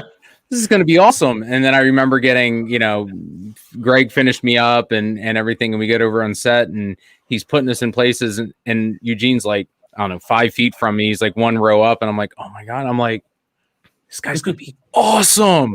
Like, I was just so excited. I was like, dude, this is going to be great. Like, we got some badass zombie up front. Yeah, see, I didn't get to see any of Eugene on the nights that I was there. He wasn't either there or they were shooting with him somewhere else. So seeing the premiere was the first time I got to see Big Daddy. And it was just like, this is a really interesting evolution of the smart zombie. And what I love what Eugene did was, there's just little things I love. I think my favorite Big Daddy moment is when he picks up the jackhammer for the first time, and he just goes, ah! He just laughs. It's this unbridled laugh where it's just like he was just delighted by this moving thing that he just realized he's just got. And I was just like, what a great moment. I mean, a lot of lot of actors and directors wouldn't have moments like that in a movie. They would just be too concerned about getting the guy from point A to point B. But to give this character this tortured character, because Big Daddy's kind of tortured, and agonized by what he's seeing happen to his people. There's one little moment of just pure joy where he's just like, "Oh, this is fun. I like this thing, whatever it is." And I always delight in that moment whenever I see it. That's actually my favorite scene in the movie. Is it really? Yeah. I as a big guy, as a big black guy, I play a cop, some bad guy, and as a stand-up comedian, I always try to find the funny. Even killing somebody, I'm trying to find a little moment, but not over the top. And that just organically came. I didn't, and I just loved it. And I thought that is my favorite scene of Big Daddy. Just the joy of that, and then the confusion when it stops. Yeah, and he doesn't understand, and then he looks up, he sees the light, but then he kind of, oh, it has a point. Yeah. Let's go. Yeah. Yeah, you can literally see the thought process. 1 + 1 = oh, okay. And I love that you can really read into your performance at several key points and go, he's figuring shit out. Yes. He's this. I really, it's a wonderful performance, and I just think, especially at the end when you see the gas tank and the nozzle, you're just like, oh yes, I know what to do with this, and you're like, you shove it in there, and I love that. It was just like, oh man, there was the best thing I can always say about an actor's performance is that it suggests a whole bunch of different things that we never get to see. Right. That we're just we're getting a really interesting taste of stuff that has bubbled to the surface, and that there's a lot more underneath that we never really get to see, that we always wonder about and theorize about. And Big Daddy, I think, I can't tell you how many conversations I've heard people have, or I've had, about what was his story? Where did he come from? How long was he a zombie? Where, what was his life like beforehand? And that speaks to, obviously, George's strength as a storyteller and you as an actor, that you care enough to wonder about where these guys came from. Right. Matt, that chair, that was a barber chair. I could have bought that chair. That's the best sleep I've ever had. Anyone knows where that chair is, I want it to go. Amazing. I would sleep in that chair forever. Those were comfortable chairs. I do remember zoning out quite a bit when I was in makeup too, because there's also the thing about being touched kind of lightly on your face a little. It's almost like a massage. So there was a couple points where I'm like, this is really exciting. Waking up like, oh, okay, all right. I stared at myself and Patrick and Tina. I was like, keep doing it, don't stop. Yeah, that's great. It was magic, and I just remember soaking it all in. And Eugene, I was watching you and Boyd and Jen and all the actors, because you guys were right in front of me. So I was really just trying to soak it in, because I was there as a fan and a friend, and just watching you guys create something and watching George create. It was such a great night, because you were always you were a presence. You didn't say much that night that I was there.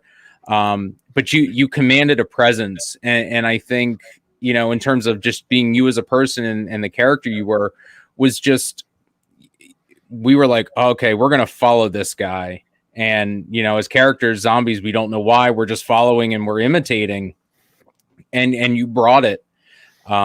I was deathly afraid of, they gave me a pickaxe to beat on the window to get into Fiddler's. I was deathly afraid of hitting you, because I was so close. I'm like trying to reach up and over and hit, and I'm like, I swear to God, if I hit him, he's going to kill me. And I was like, okay, don't piss off the big guy. You would have thrown me through the glass. He'd have been like, who are you? Done. Oh, that shot, that scene, a big shout out to all the stuntmen and women on the set. Because a lot of those guys I've worked years, when I was on Night Heat for 5 years, and you'll see there in front. There's a stunt woman. There's a lineman around.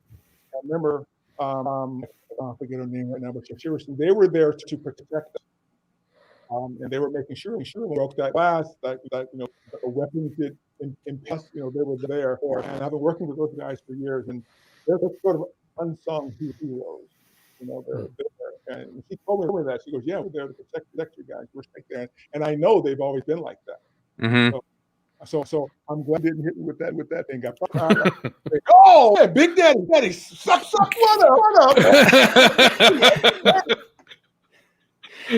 Yeah. No, I mean, yeah, I remember them bringing the stun zombies up front, especially when you had to break the glass because you had to really get in it because they had scored it. And then they said, okay, 3, 2, 1, the charge goes off and you're hitting it with the jackhammer and it pops. And then you got to break through. And I remember being a little excited and nervous to go through because I'm like, this is glass. I'm going to trip and fall. I'm going to cut myself, but I'm staying in character. So if I would have fallen down, I'd have gotten right back up, real blood. I wasn't going to care. You know, we were so excited to be there in a crowd of real George zombies. And I know, Mike, you know, that was probably the same for you. You kept looking around and be like, yeah, yeah. Yeah.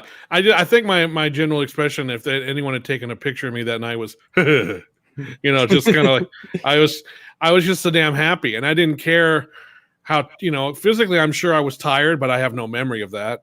And it was cold outside because, of course, George would always film these things in Toronto in October and November.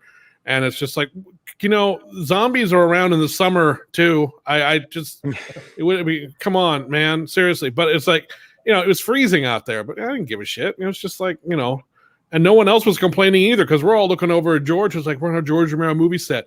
How can we bitch when 8,000 people I know would trade places with me in a heartbeat? You know, so it's like, whatever. There are a lot of people just to be on this film. And behind me, you'll see Big Daddy, and there's water. So right here. Yeah. Oh, I don't know if you read that water scene or not, but that was in Hamilton, Ontario. It felt like it was 32 degrees below zero. It wasn't that cold, but I had on a wetsuit. Most of the background performers in normal clothing. Most of my body was just jumping. I had no control, and there's a look on my face that looks. I mean, I am mad hell. I am at all. I hate the cold. I was mad as hell, literally. I kept thinking California, Hawaii, summer thoughts. Looking at these poor background people, thinking, I think it's pneumonia. You know, I didn't know when, but they were there.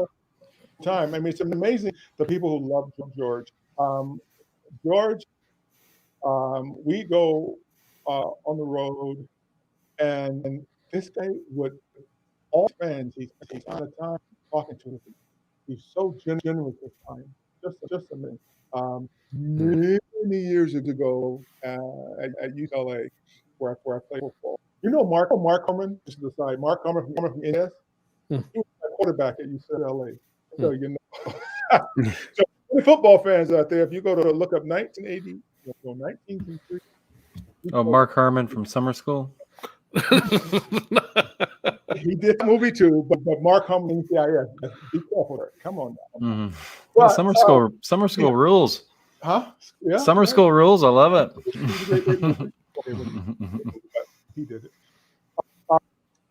Then he won an Emmy from, was it St. Elsewhere? He played a doctor. Yeah, he was a doctor on there. Yeah.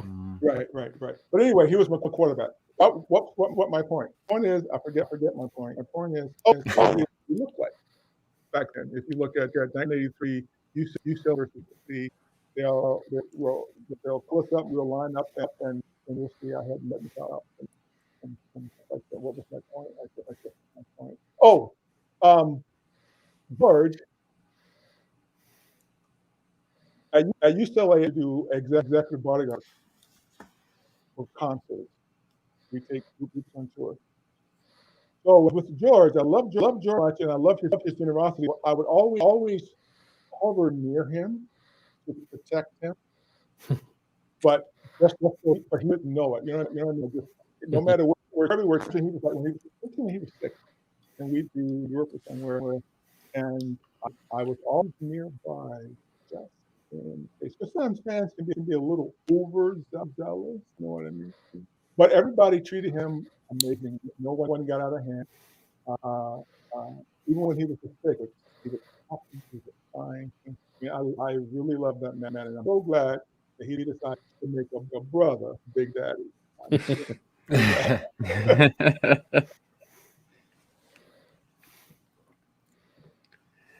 Yeah. No, for me, and not so much Mike because he's a little bit older than me, so he was probably able. Mike, did you see Day in the theater? No, I came in. I mean, I was 12 when that movie came out, so I wouldn't have been able to see it if I wanted to. But I saw it. That was when I was discovering horror big time, and I gobbled that up as soon as it hit video cassette. I actually saw, because at that point I had only watched Dawn about 30 times. And so when Day came out, I'm like, oh my God, the next one. So that was, yeah. So, I mean, Land for us was the first time we got to see a George Romero zombie, a new Romero zombie on screen. Yeah, that was in the theaters. Yeah, because it'd been 20 years, almost exactly 20 years since he did Day. And do you remember the Land premiere in the Byam Theater in Pittsburgh? That was a hell of a night. That was an amazing, because everybody was there. I mean, Quentin Tarantino, Simon Pegg, Robert Rodriguez, like everybody from all of George's films that were in Pittsburgh, they were all there. And then the weirdest thing, there was an after party. I forget where it was. It was like down the street. Is it the strip? I'm sitting there and we're all kind of mingling about. It's real dark in there and I can't see much of anything. And I'm sitting there just by myself, kind of, but there's a guy sitting next to me with a baseball cap on. I'm not really, don't really notice. I'm not part of this conversation, but he's sitting there. And I'm sitting there for about 10 minutes. And then Chris Rowe comes up, sees me, looks over at the guy sitting next to me, freaks out and runs away for a second. I'm like, the hell was that all about? And then he comes running back up to me with a camera saying, you got to get a picture of me and Michael. You got to get a picture of me and Michael. I'm like, I'm Michael. Why are you talking to me in the third person? I don't understand. I'll take a picture. Yeah, okay, whatever. So I get up and then Chris goes over to the guy sitting next to me for a second. And I look up, the guy stands up. It was Michael Jordan. Michael Jordan had been sitting there the whole time next to me for like 10 minutes. I'm like, what the fuck? First of all, why are you here? I don't understand. What the hell are you doing? So I got a picture, and actually I have a picture of, it was Chris, I'm like, and Eugene, you were in the photo too. I got a picture of all three of you guys together at the party. It's like, and you all have, Michael Jordan's just kind of like, hey, how's it going? But both you and Chris have this expression of like, what the fuck? Michael Jordan's here. What's going on? Wow. So I mean, that was one of those nights where it's like, I would have expected to see Quentin Tarantino and maybe Simon Pegg and Edgar Wright. But to end the night with Michael Jordan? No, I wasn't. All right. Okay. I'll just take it as it comes.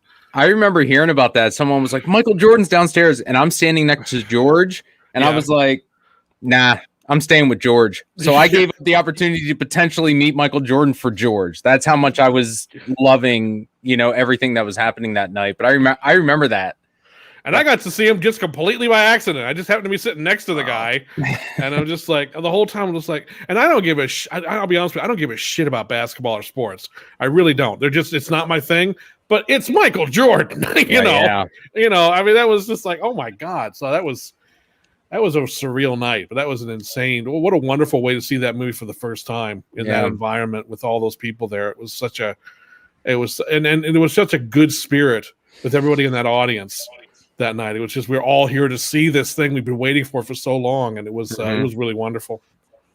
It's interesting. Land of the Dead is one horror movie I was able to watch. I want to recount the reason why I'm not into horror movies. When I was a kid, living in Florida, I used to watch horror movies, vampire movies, up to age 8, and then I would have horrible nightmares. Horrible. To this day, I will not watch a vampire movie. Although I did see one, just a come on, it's not old days. But I would have bad dreams. My mom forgot. No, she thought I was sleeping. I'm like, watching the so that's why I'm not really into a bunch of horror stuff because I freak out.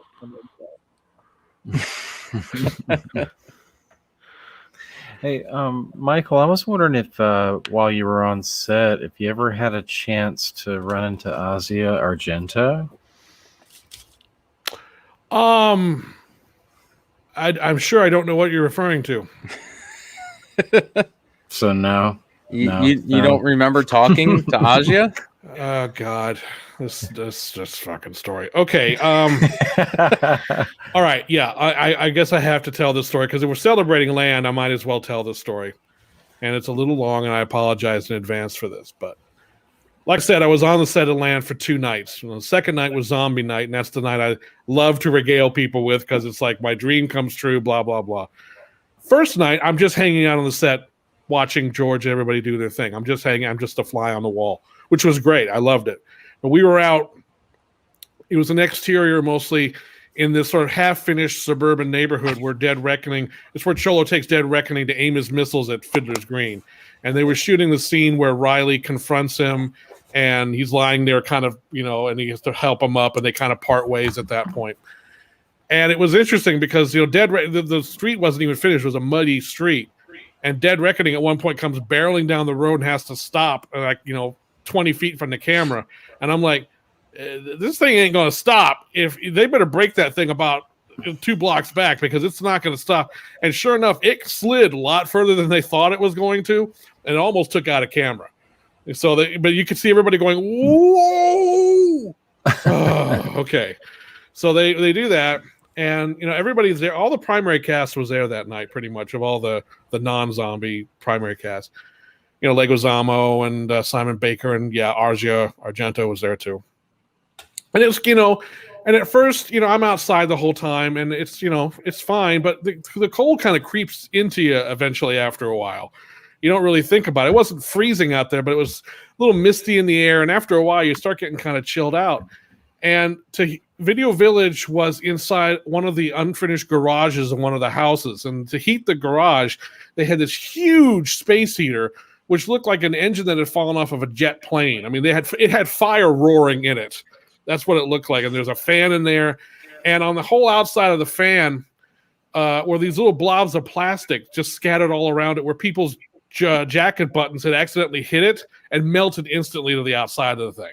That's how hot this thing was. So it's at the mouth of the garage, heating the whole place. And I didn't want to go in there when George and everybody was in there doing their thing. I just wanted to, I just wanted to be a fly on the wall. Well, eventually, they're out doing a rehearsal for a take, and I'm freezing. I said, I got to get in there and get warm up for a little bit. So I go in there. There's nobody there. And I just stand at the mouth of the garage. I'm several feet from this heater, but I'm like, oh, God, it feels so good. It's like, and I got my head back, and my eyes are closed, and suddenly I become aware that there's someone standing to the right of me. And I look over, and it's Asia Argento. And I'm, of course, a huge fan of her and her dad especially. And I'm working at a video company at the time. We're getting ready to release one of her movies. And I'm like, I should introduce myself and say who I am and that I'm a big fan and, maybe get a dialogue going. This would be nice. Perfectly calm. I mean, I'm a little startled, but perfectly calm in my head the whole time I'm thinking this through. Well, I don't know what happened between the time I thought that to the time I opened my mouth, but something went horribly, horribly wrong because instead of going, hello, my name is Michael Felsher. It's a pleasure to meet you. I go, you pretty. And I'm frozen. And it's like that movie Inside Out with all the little guys in your head. Well, they're all on fire, basically. And I'm like, inside my head, I'm like, what the hell did you just say? What did you just say? Say something else, for God's sake, say something else. And I'm like, you did the movies. You're good in those movies. You're good in them. And I'm just like, that's it. I'm done. Okay. She gracefully is very, very sweet. She assumes either I've just had a head injury or I'm from another country or something and I don't speak English very well. I don't know what but all I know is just like, okay, thank God for and gracefully, by the grace of God, she's called out for another take. So that ends this whole particular thing. So she starts to head out and I'm just standing there like, ah! Meanwhile, as she's walking out, another crew member walks up to the left to also take advantage of the heater. He gracefully, thank God, did not see anyone. It just transpired. But as she's walking out, she takes an unlit cigarette out of her breast pocket and without breaking her stride, sticks it in front of the space heater. It bursts into flames as she starts smoking it. And I'm looking at this, And then I turn to the guy who's just walked up, and he saw it too, and he looks at me and goes, "That was the coolest fucking thing I've ever seen." And I'm like, yeah. And then it suddenly hits me how bad the whole thing went, and I just slink off into the night, and I just sat like around one of the side of the houses in the darkness, just looking at the ground, like, what the hell happened? What happened to you? Pretty? What happened? So every time, it's a double-edged sword. I get to brag about how I got to be a zombie on a George Romero movie, and look how special am I. But then in the background, I just hear, "You pretty, you pretty," and I'm like, "Oh, that's right. I'm a schmuck." I got to keep remembering that. So yeah, that was, and I saw her. She was at a convention a few years later, 5 or 6 years later, and I saw her at the table, and she had some people around. It's like, I should go up and just say hello. I'm sure she doesn't remember me. And as I started to walk up to her, I panicked and bolted because I'm like, suddenly I was like, what is she? Goes, "Oh, you're the you pretty guy." I'm like, no.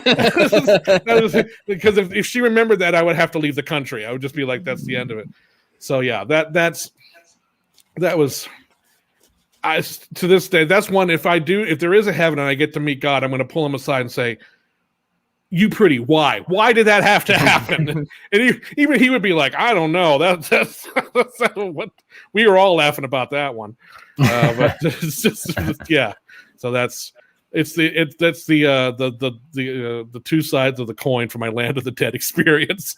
Great fulfillment of a fantasy and a dream that I never thought would be fulfilled, and you pretty. So, guys, I have to be up at 5 o'clock morning. So I only have a few more minutes.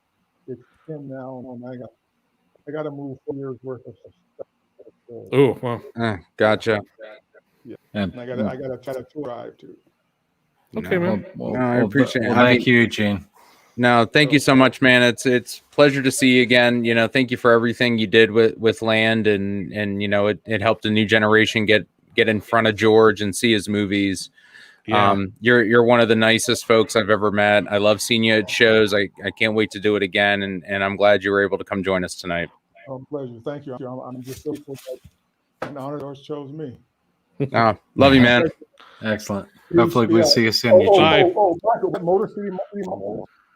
Oh, Money City. Oh, cool. Very cool. You saw her? Was it the second? When you saw her the second time, was it Nightmare? I think I want to think it was a Horror Hound or something like that. I'm not sure which one it was, but it wasn't Motor City Nightmares, I don't think. Well, guys, it'll be great. Thank you, Eugene. Hopefully we can see you soon in person. Thanks, bud. Bye. All right, bye. Actually, we had a couple of questions in the chat about props. Were either of you able to take some goodies home with you? I wouldn't have been so bold as to want to take anything from the set, because it would have been like, it's like, I'm going to come here, get to be a zombie and steal shit. I'm just like, it's like, Well, what about what you were wearing or something? Well, interestingly enough, what I was wearing was part of a whole package of stuff that Alex Kavanaugh had for Land of the Dead that she later sold or loaned out to somebody else, but then she got back for Survival. And so I got to be a zombie on Survival as well. And she said, "Oh, well, that's funny. I have your sweater here, the same sweater that I wore." So I got, and the makeup was essentially the same. So I believe I'm the same zombie in both films because I look exactly the same. And without getting into how it happened or why it happened, except that it was with certain permissions, my sweater and my pants that I wore that night are in my closet. I do have my outfit from that night.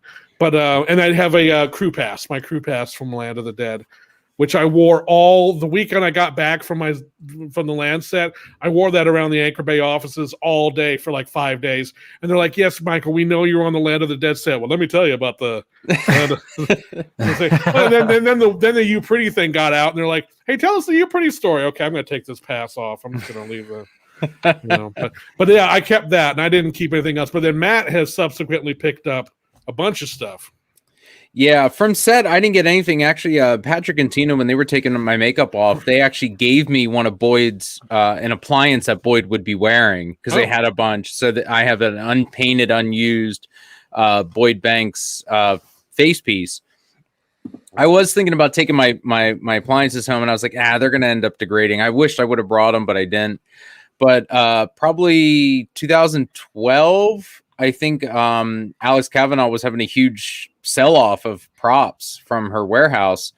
And our good friends, Rob and Glenna, told me about it. And they said, well, if you want anything, let me know, and we'll pick it up. So I looked and I said, all right, I want anything and everything. And they were like, well, if they have this, do you want this? And I said, all right. I said, I want a jumpsuit if they got any props. And they ended up one of these jumpsuits that I'm wearing, which is nice. I've been able to screen match it, which is great. I have what I was reading when we came back was actually a menu from Fiddler's Green. Yes, I know. Yes, yeah. Show that again. Do you have it on you? Yep. Yeah, it's the Green Bistro. Badass. And when I opened it up, I was hoping for like some tongue in cheek, like Nothing at all. The only other thing that I found, and I always read it. It says buffet offerings. I always read into burnt offerings from the movie. So I'm like, but I've read it. It's just, they must have maybe a menu, a restaurant up there was called the Green Bistro, but I ended up with I need a snapshot of that. I've got to read through that. What's really funny is, you're wearing Big Daddy's outfit. Just showing how big Eugene is. You look like a 10-year-old dressed up in his daddy's suit in that thing. I mean, it's just like, that's how big Eugene is. Man. We were talking. It's like my arms are sticking in it, and my hands come out. And it's like an 87 long. Like I could probably like the pants will get there 2 minutes before I do. So right, yeah, exactly. And there's considerable less of me now, so the suit actually doesn't fill out like it used to. I stand up and I'm like, if this isn't buttoned, it's gonna melt right off of me. Yeah, really. But I ended up with one of Eugene's jackhammers, one of 3. And I ended up with the tambourine from the Tambourine Zombie. Oh, very cool. So those are nice and being well taken care of. I know it's probably taboo in the props world, but I had Eugene and Greg sign my jackhammer because they're mine. Yeah, I mean, you didn't buy that so you could go put it on eBay. Nope, it stays. I got a mannequin for this, so this is proudly displayed in my room down here. I've worn this a couple of Halloweens, just because I'm like, I didn't think about doing anything. I'll just go as Big Daddy again, so I'll throw the mask on and grab the jackhammer and go trick or treating. And yeah, there you go. And even though that jackhammer is like I don't even know, not a fiberglass, it's heavy. After you carry it for about 5 minutes and it's such an awkward size, I'm tired of it. So I could imagine how he was, but yeah, it was. I wished I could have afforded more, just to give him a good home. I keep my eye out every once in a while, and something pops up. Was there stuff you had to pass up on that you're aware of? I know there was a couple outfits of Agia and Leguizamo. Fuck his jacket. But actually, are you kidding me? I think Rob and Glenna got Cholo's jacket and Agia's Pitt outfit. So I know that they have at least 2 outfits because Glenna is the same size as Agia and Rob is the same size as Leguizamo. Well, they've cosplayed as these guys at some point. Oh my god, yeah. So I know they got a couple of things, and I know Alex still has some stuff because when we were in Toronto for the screening for Survival with the cast, right after George passed, she had a full spread of stuff there at the show of outfits. So I know she still has some. But yeah, no, I didn't. I wished I could have gotten like Jen Baxter's uniform shirt and her bat. Yeah, that would have been nice to have, and maybe the cleaver that Boyd uses later in the movie. I'm just thankful I have something from Land. I just wish I knew what happened to Dead Reckoning, because last I heard it was put into storage because they thought maybe there's going to be a sequel, but this was right after the movie was done. And then who knows what happened to it. My guess is that there's no way anyone would have continued to pay storage on something that big. We had a couple of questions that in the chat. Guys, I saw you were asking.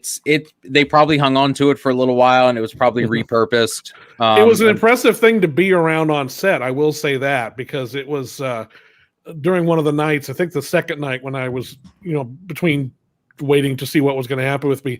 It was parked around the corner, and I just walked around that whole thing, and it really was. It was a monster, but it also didn't drive very fast at all. It took a long time for that thing to get up and running.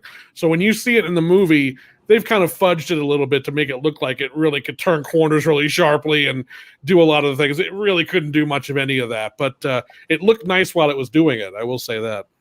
Yeah, I didn't get to see it on set because we were downtown Toronto and it never made it down that far. So I was a little disappointed, but when you first see it, in the first trailer, I was like, ooh, this is going to be neat. So yeah. But yeah, no, I mean, just seeing all the stuff on set, like all the prop weapons they gave us were nice and lightweight. I had a piece of rebar to start, and then they gave me a pickaxe. So I didn't get a chance. I mean, there wasn't a lot that I could see on set, but it was just neat to kind of see it in real life. I mean, it looks just as good in real life as it does on the screen in terms of the KMB effects makeup. I mean, Greg is one of the best folks. Yeah, I know. We're going to see him here in another week or so. Or I know it's been good to see him because I owe him about 400 favors at this point. Because again, he didn't have to go out of his way to make us into zombies. He had more than enough people lined up for that were actually there in Toronto. Yeah, he's gonna call in those favors on us, and fine, we'll whatever. pay him. We'll repay him. He'll call up at 3:00 in the morning. It's like, it's time for you to do that thing I need you to do for me. I'm like, all right. Where do I have to bury the body? I've got room here on my property if you want. I don't care. Because it's like, and that's the thing. I mean, I got up onto the set because Chris Rowe helped get me on there, and Chris Romero helped get me there. And then Greg was just, he knew, he understood. He saw that look in our eyes when it was like, these guys, this means something to them. I mean, not that it doesn't mean anything to the other people playing zombies, but we don't have to get them up to speed on this. And also, they're going to be so damn happy we can abuse the shit out of them. So it's just like, and like, again, it's just like, shave my beard, shave my head. I don't give a fuck. Yeah, I didn't care. They could have done whatever to me, and I'd have been like, and I remember, I think it was Kyle Glencross who did a lot of my work. I remember him being kind of like, are you sure? Because apparently they had run into a lot of people who don't do this, don't do that, I don't want this, I don't want that. So it was kind of refreshing for them to have someone who was there was just like, fuck me up. I don't, just do whatever the hell you want. I am your canvas. Shave it, shave my eyebrows. I don't give a damn, whatever you want to do. Because it's like, at that point, it was just, I was so damn happy. Yep. I would have done anything. Yeah, exactly. At that point, it was just like, the fact that we were even there was just a gift, Yeah. Like I said, with Tina, it was just to watch her dad direct. Yeah. To observe was amazing. I was content just doing that. If I would have been the fly on the wall and not been in makeup, it still would have been the greatest day of my life. Oh yeah, because we were watching George make something, and that's all we wanted. Yeah, that first night, even with the Ozzy Argento thing, was still one of the best nights I've ever had because I'm just there. I'm just watching him, and George had more energy than you would ever imagine because like he's blocking the scene out with. John and this is the point where John's gotten shot and he's kind of lying in the mud, and George just got down in there and just did and John Lick was almost like, do you see George just got down in the mud like that? Man, he's outpacing all of us. He was just like everyone just had such admiration for him on the set, and it was so clear that. And it was always interesting to me that he never seemed to have to lord it. I mean, he was just there. His presence alone did the trick, and he never had to be that. Sullen kind of director guy or playing the loud barking guy who was, none of that shit. Yeah. He just had the authority because you trusted him and you liked him and you wanted to do your best for him. And that I sensed that first night. I mean, it's just, and it's interesting to see Land's reappraisal over the last several years. People have really come around to this movie. I mean, they were able to let go of that 20 years of waiting between Day and Land. And finally go, oh, you know what? I like this. This is very interesting. And it's a film that holds up very, very well. It's a film that I think has a lot to offer.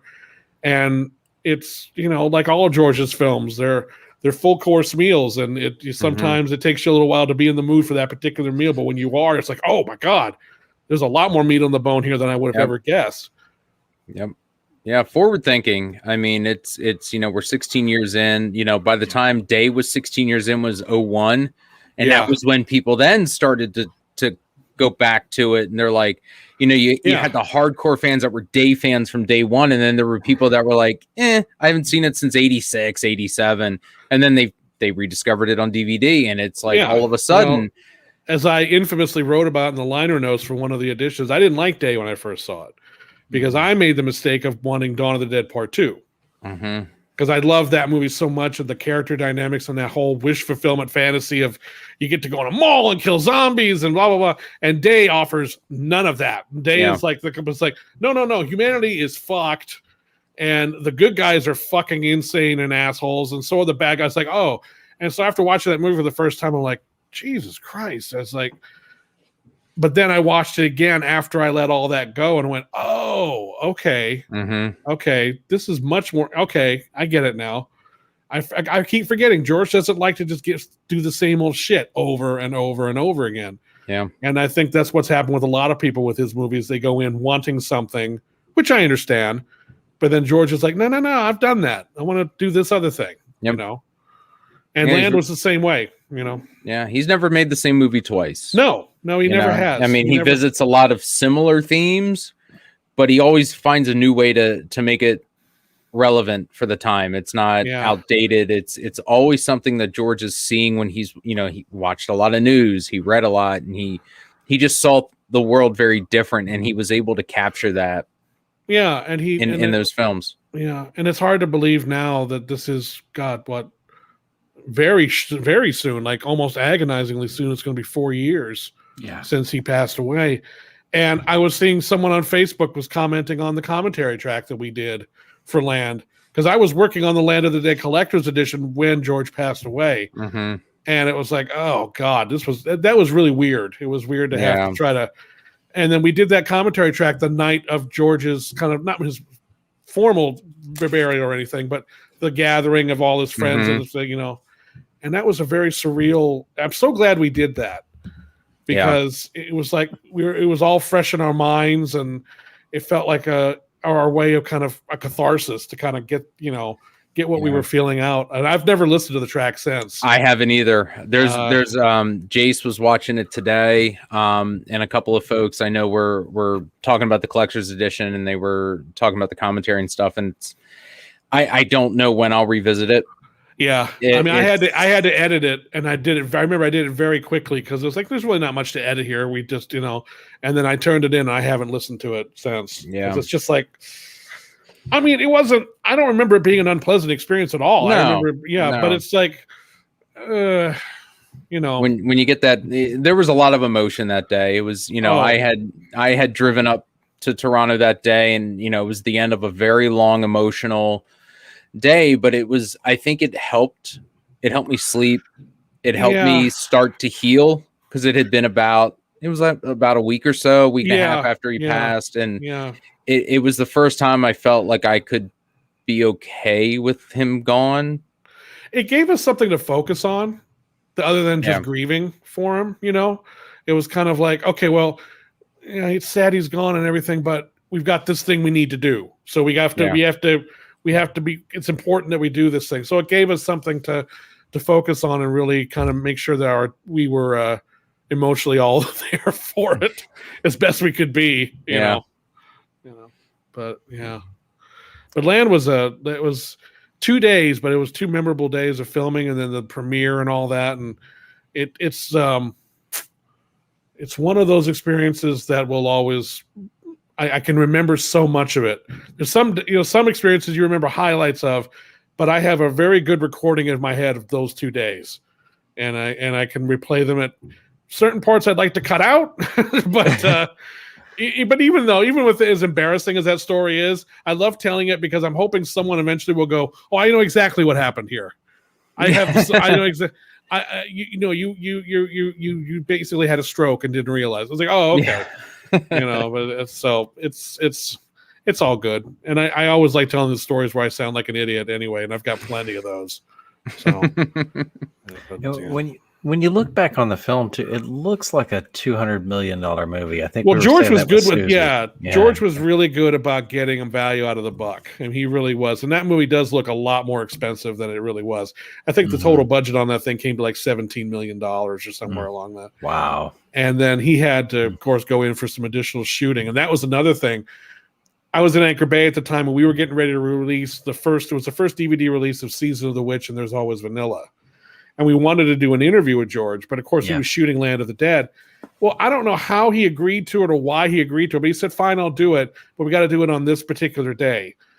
And as it turned out, that was the last, he came straight from the set on the last day of the additional photography. And I remember opening the door. This is really early in the morning because they shot all night. I opened the door to the hotel room we're shooting at, and George is standing there, and I'm like, oh God, he looked so tired and just was exhausted, but he still showed up anyway. And I'm like, George, I just don't. And here I am. It's like, he's just finished a very difficult shoot on his latest movie. And I'm asking him to talk about 2 movies he probably hasn't thought about in 30 years. And it was just, but he did the interview. And it was just like, you're too nice, man. Yeah. If I would have been you, honestly, if it had been me, I would have begged off of that. Like in the morning, I would have called at 6 a.m. saying, guys, no fucking way. I'm just been like, do that. And I would have understood completely. But it was just like, God damn it, George, stop being so nice. I feel terrible. Like, so if you ever watched that interview, I think it's called Digging Up the Dead. You can, I don't want to say you can tell, but there's a moment where someone asked him a question. Gary Hertz, who was the producer on that, asked him another question about There's Always Vanilla, and George just goes, I gotta be honest with you, I didn't enjoy that experience very much. It was a long time ago, and I have really nothing left to say about it. And Gary was smart enough to go, moving on.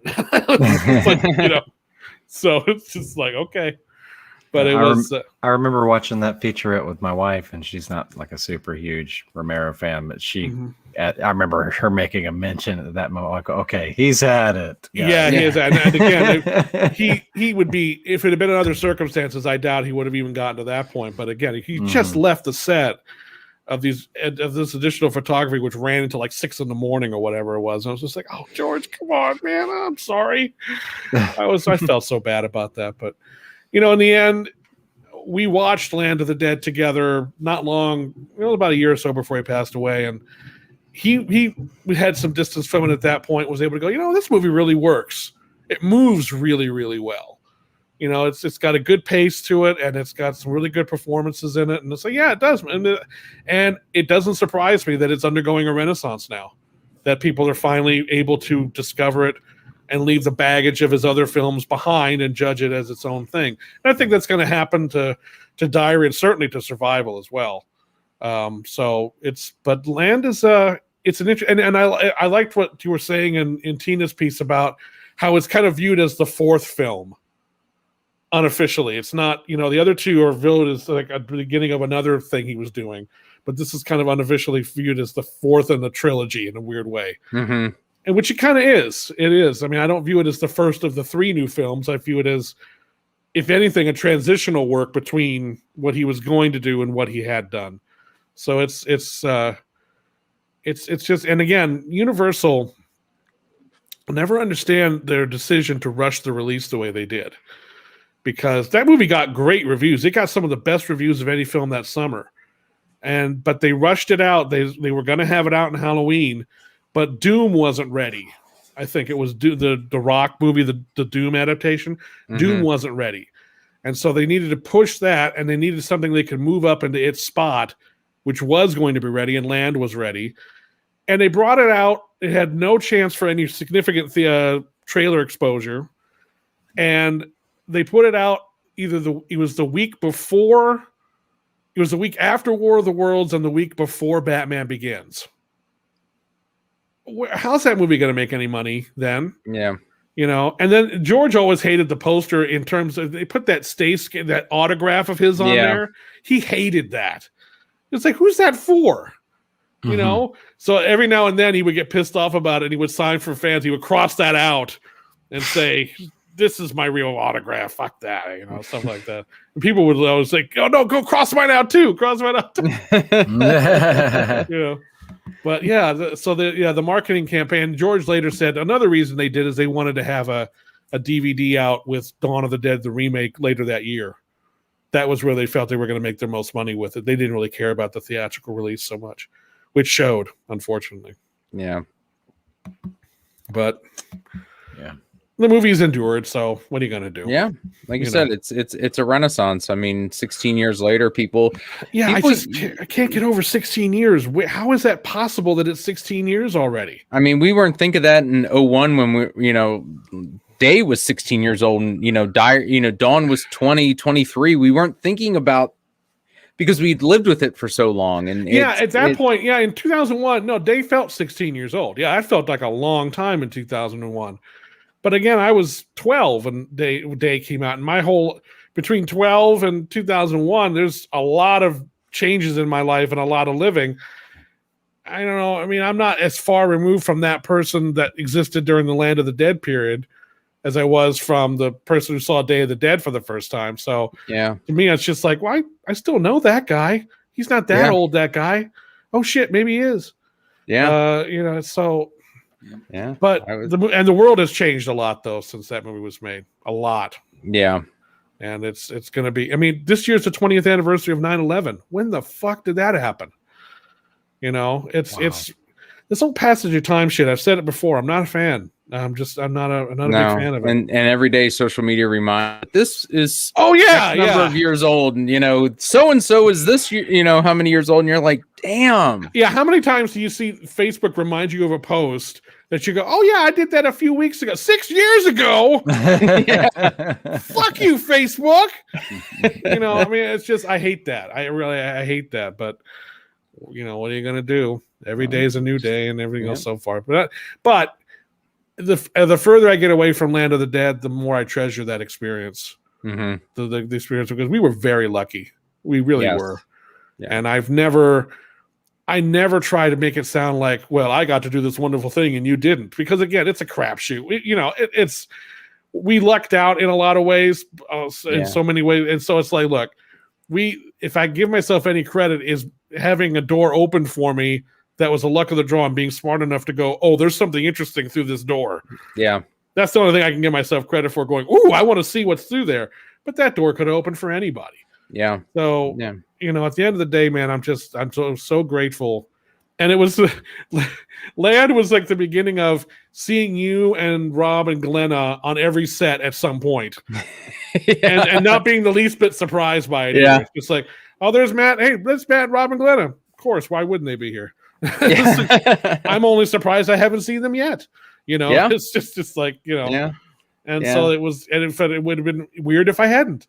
I mean, it gave us a bunch of years of a great run of being able to see each other and celebrate. We were just living in the moment. Yeah. And George was coming back. There was kind of a renaissance, of George, with Land. And of course, the Dawn remake put him back in the forefront. And the internet was coming around more and more, where people were able to go back and discover this. YouTube was coming out, and you could post interviews and shit. Everything was seen. I mean, Diary of the Dead, you look at that now, Diary of the Dead seems like a period piece. MySpace. Does anyone remember fucking MySpace? You want to find something funny? The first Iron Man has a MySpace reference. That's how long the MCU has been around. Yeah. Oh, that's right. He's in the truck saying, "Put this on your MySpace page." That's right, yeah. I mean, all of George's films are a time capsule, not just of his life, but the world. And it just, when you go back and you watch them with a different set of glasses on, it's like the glasses in National Treasure. You just gotta, adjust, one or two, and it completely opens your world. And also, George, I remember when he was talking about what, with Diary, it was just like, well, I'm this amazing amount of people being able to get out there with news and report and talk about things that are going on out there. And it scared him, because it's like, yeah, but that's not news. How are we going to be able to differentiate people's opinions and their biased reporting as opposed to legitimate news? I mean, it all becomes one of the same after a while. And I mean, talk about being able to see into the future. I mean, that's exactly what ended up happening. And So I mean, his I always admire the fact that he saw the zombie genre as like, okay, I can get financing to make these movies, but then I can talk about the things I really want to talk about. That's right. The haves and the have-nots, ignoring the problem, entrenched bitter warfare and not being able to get past your own anger and all these things. So it's like that was what he gave a shit about, really. At the end of the day, I mean, George loved the roller coaster ride and the zombie gags and all that stuff, but he knew that was the icing on a cake. So, and Land of the Dead is full of stuff like that. I mean, I think one of my, Dennis Hopper has a very interesting role in that movie because he's very subdued for Dennis Hopper. This is not the Dennis Hopper of Blue Velvet, which would have been weird. But he plays it very calm and very cool.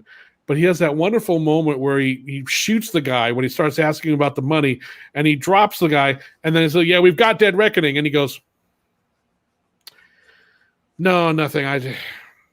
I just did something that, I might not have done otherwise." He's just kind of like, "Oh shit, that was unreal. Oh man, it's kind of." I love that. Got a bit of a conscience there. Yeah, a little bit. Just like, he didn't want to shoot the guy, but at the same time, he's not going to lose a lot of sleep over it. But at the same time, it's like, but it's just that little turn he makes. Oh shit. It's kind of like, oops. Oh well, what are you going to do? But it's that movie. The movies, George's movies, are always full of little things that you can pick back out later that you maybe never saw before. Little things that you never noticed before because you were too caught up with something else. And Land has generated a lot of those little things, the little moments and little performance bits and little dialogue things that are going on in the background, where it's like George created universes in his movies without necessarily even realizing or meaning to, But he viewed filmmaking as such a gifted opportunity to tell a story. He just wasn't going to walk through it, Even if it wasn't like Survival was a film that was rushed into production, honestly, and he wasn't fully sure that they were ready to go. But at the same time, he was like, well, it's so hard to get a movie made. If you get a green light, you got to go for it. I cannot come up with a good enough reason to not do this. So you just run with it. And in the end, he ended up being very happy with the movie, but it's just like, it's such a fucking miracle to get a movie made at all, that when you have an opportunity to make one, jump at it and do what you can with it to make it the best story you can, because you may not get another shot at it. And invariably, Survivor was his last movie, because even the market bottomed out for low-budget zombie movies. They had to be $200 million movies or $10,000 movies. The mid-range disappeared completely. And so from George's perspective, it's like, I'm not going to get a $200 million movie. I don't want a $200 million movie. And I can't do it for 10 grand, So it was just like, it was the market, just things changed, and some of the guys were just kind of priced out of it in a weird way. And I always felt bad that George never got another. George, I felt, had at least a couple more movies in him, but it's the situations just went the way they did. But Survival was a good note to go out on if he was going to go out. Again, that movie's ripe for reappraisal. I think very much so. Yeah. I think they'll come up in their own time. They Diary. will. They will. The more people go back and look at Diary and be like, oh, that's addressing social media and fake news, or stuff now. And then Survival will come in with however folks take it. And, you look at how America is right now, how divided it is. It's almost a 50-50 split. That's Survival. Yeah. That's, two people on two families warring against each other based on hatred that they can't get past, that they can't see a way around in spite of a larger threat. And they can't even remember why they were fighting. Right. It's this entrenched hatred and this entrenched distrust of each other that, despite a clear problem that they both need to deal with, they can't do that.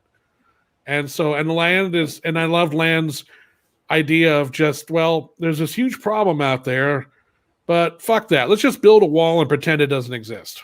It's out. That's that thing out there. We'll be fine in here. No, you won't. Yep. Because you still care about money and power and prestige and social classes and stuff like that. you're making all the same damn mistakes that we made before, which got us into this. And guess what ends up happening? Yep. You know, George was these were the things that George was really fascinated by. And I think that's why people keep coming back, because there's, again, meat on the bone, you know? Yeah. I could ramble on forever because, you know, these things. Well, hell, it's Land's 16th. Why not? But you mentioned looking towards the future, and weekend after next, we're all going to be in the same location. We are, yes. We're going to all be in Pittsburgh at the Monroeville Mall out there, finally emerging from this pandemic horseshit. It's going to be. I'm really looking forward to this show, because it's like, I need to be around people again for a little bit, you know. I didn't take these 2 fucking corporate vaccines for nothing. I mean, who knows what kind of super diseases are going to give me later in life, so I might as well enjoy it now. All of the vaccines will activate when we get into a close proximity to each other, and something will happen. So that's when we'll be real zombies. Yeah, or we'll fuse into all one big being and go on a rampage like Godzilla. So that could be fun too, I guess. But I'm looking forward to it. There's going to be a lot of good friends. I mean, I'm thrilled that Greg's coming in. Yeah. John Harrison's going to be there, so it's good to see him again. And everybody, you know, Tom Savini will be rolling around in there somewhere. I'm sure he's going to come and visit out. So, and it's the Monroeville Mall. What better place to go and hang out and chill out? So it's going to be our Graceland. You know, it really is. It's our Mecca as horror fans. It's where we must go to pay, because it's the only living, breathing horror prop store or location. It's the only one that's like that, where you can actually go in and do the thing that they do in the movie, which is shop and wander around and stuff. And it's been a while since I was last at the mall. I know, Matt, you go every chance you get. Yep. But you know, I haven't been there in a little while, so it's going to be nice. And I'll be in Thursday and taking off Monday. I'm just going to have a good time. I don't have any agenda other than sleeping, having a good time, walking around, and buying some fine Knight Riders merchandise. That's which I'm looking forward to getting. Well, speaking of Knight Riders, we'll have a couple of special guests. Gary Lottie's going to be there. Gary Lottie and Albert Emerson. Wow. Blackbird. So, and yes, and Michael mentioned the Garf 40th merch that's going to be at the Garf table. So come by and say hello. And we'll be, I don't know, me and Matt will be around. Michael will be cruising the floor. Oh, yeah. I won't be hard to miss. I'm sure. There's always, we all see the same people at these things to a large extent, and that's kind of the fun. That is. Especially now. Yeah, especially now after all this. My question is, I'm curious about the mall. How many stores made it through the pandemic, you know? Because this was brutal for a lot of people, and malls, I'm sure, were not the ones that were able to survive a lot of this very easily. So it's going to be interesting to see what the mall shapes like. But you know, we'll be there, and it's going to be fun. This is one of those few trips where I'm actually looking forward to relaxing at, and I don't have a lot of work to do. Yeah. So and Matt, I have a birthday gift for you. Don't forget. Okay. I've been holding on to this, and you're not. I think you're going to very much like what it is. If you don't like what it is, you're going to be the biggest asshole that ever existed. And actually, you're gonna really like this. So coming from you, I know it's going to be something special. So I'm looking. Well, now you're building it up into something big. Thanks a lot. Okay, great. It's a Taco Bell gift card. No, it's yeah. You're eating Taco Bell right now. Fucking give me a break. But no, I think hopefully you'll really dig it. I'm sure I will. Yeah. But anyway, so yeah. But Land of the Dead again. I just going through the pictures. I took a lot of pictures at the premiere, and I'm just like, 16 years? No. I don't like that. Stop it. Just stop it. Yeah. You know, I got pictures of Quentin Tarantino. There was a I walked into the club at the pre-party, and it was George, Tom Savini, Greg Nicotero, Edgar Wright, Simon Pegg, Robert Rodriguez, and Quentin Tarantino all sitting at a table together. And that's like, that's a good table. There's some interesting stories, I imagine, going on at this here table. And everyone's just kind of looking at the table like, wow, look at all those people at that table. You know, even George was like looking at me like, Mike, what's with the you know? But it was, yeah. Land has had some really nice dividends for me personally over the years. Yeah. And I remain very grateful to all the people who made that happen. Yes. Yeah. Thank you to everybody that, you know, made the film, made it special for us. Yeah. It gave us new friendships, you know, cemented long-term ones, you know, and introduced George to a new generation. It did. It really did. Because at that point, you know, George hadn't really been on screen. I mean, Bruiser had been done, but no one sadly saw that movie. And, you know, Dark Half and Monkey Shines hadn't really made much of an impact when they first came out. So it had been a long time where George's name was sort of out there for people to go, oh, that guy, yeah. Mm-hmm. And Land, if it didn't do anything else, the theatrical campaign at least put his name back out there. People would go, remember this guy? Remember? So it was like, and that was good. That was good for at least, because he got, you know, as a result of that, I think with Land, he didn't want to have that experience again. It's like the bigger the movie is, the less control I have and the more people I got to answer to. That's not me. Mm-hmm. So he was able to get Diary together, which he was like, yeah, I call the shots here. It's not enough money that anyone's going to be lording it over me. And I can make the movies that I want, you know? So in the end, Land was something he was very happy about. And he thought the movie was really great, but it also was like, yeah, I'm not the big budget guy. I'm not the. In order to be independent, if I got to take a little less, it's worth it for that. So I can be the guy that makes the decisions on that. Mm-hmm. Yeah. Or Michael, thank you so much for coming on to celebrate the 16th with us and of course recounting your experiences. And we're looking forward to catching up with you weekend after next, and hopefully everybody can come out and see us at the Monroeville Mall of all places. Yeah. Come to the Monroeville Mall, say hi. You know, we're going to be out there. We're going to be free ranging it, so we'll be all rolling around out there somewhere, and it's going to be really nice. It's going to be a really, really nice weekend. Yeah. Unless unless someone sets off a bomb and blows the whole place up. Oh, you know. Hey. All right. So now, for every person that comes up to me that tells me that they told Mike, "You pretty." Yeah. Well, I'll make some donation to the Garf or something. We'll do it. So we'll. Oh, that's really cute. That's great. That's great. Yeah, you get some T-shirts made. Yeah. No. We got a week. We can get them made. No.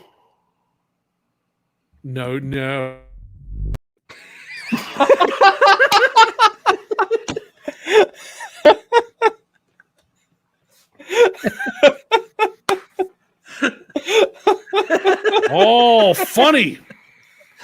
Very funny. Yeah, it's very funny. You do realize I'm going to be around you in a week, right? Yeah. There will be consequences for this. You know, we could reenact Ken Forey throwing the puppet off the balcony. I'll be Ken Forey. Guess who you'll be? You pretty! Again, funny. It's real. Right. You and that fucking button, I swear to God, I hate that. You have too much power. You're not responsible enough to have this great power. You're just not. I hear that often. Oh, Joey Tarango, thank you very much. Thank you. Yes, you're really Jace. Oh, fuck you people. I've always been worried that if I tell this story too much, eventually it's going to become a thing that's going to hang around my neck for the rest of my life. And I'm beginning to sense it's about to happen. Hashtag you pretty. Shut up. All right. Well, you can catch us weekend after next, July 4th of the weekend, buddy boy, or you catch us next time on the Garf Network. Till then, I'm Eric. And I'm Matt. Yes, you are. And he's Michael Felsher, and we'll see you next time.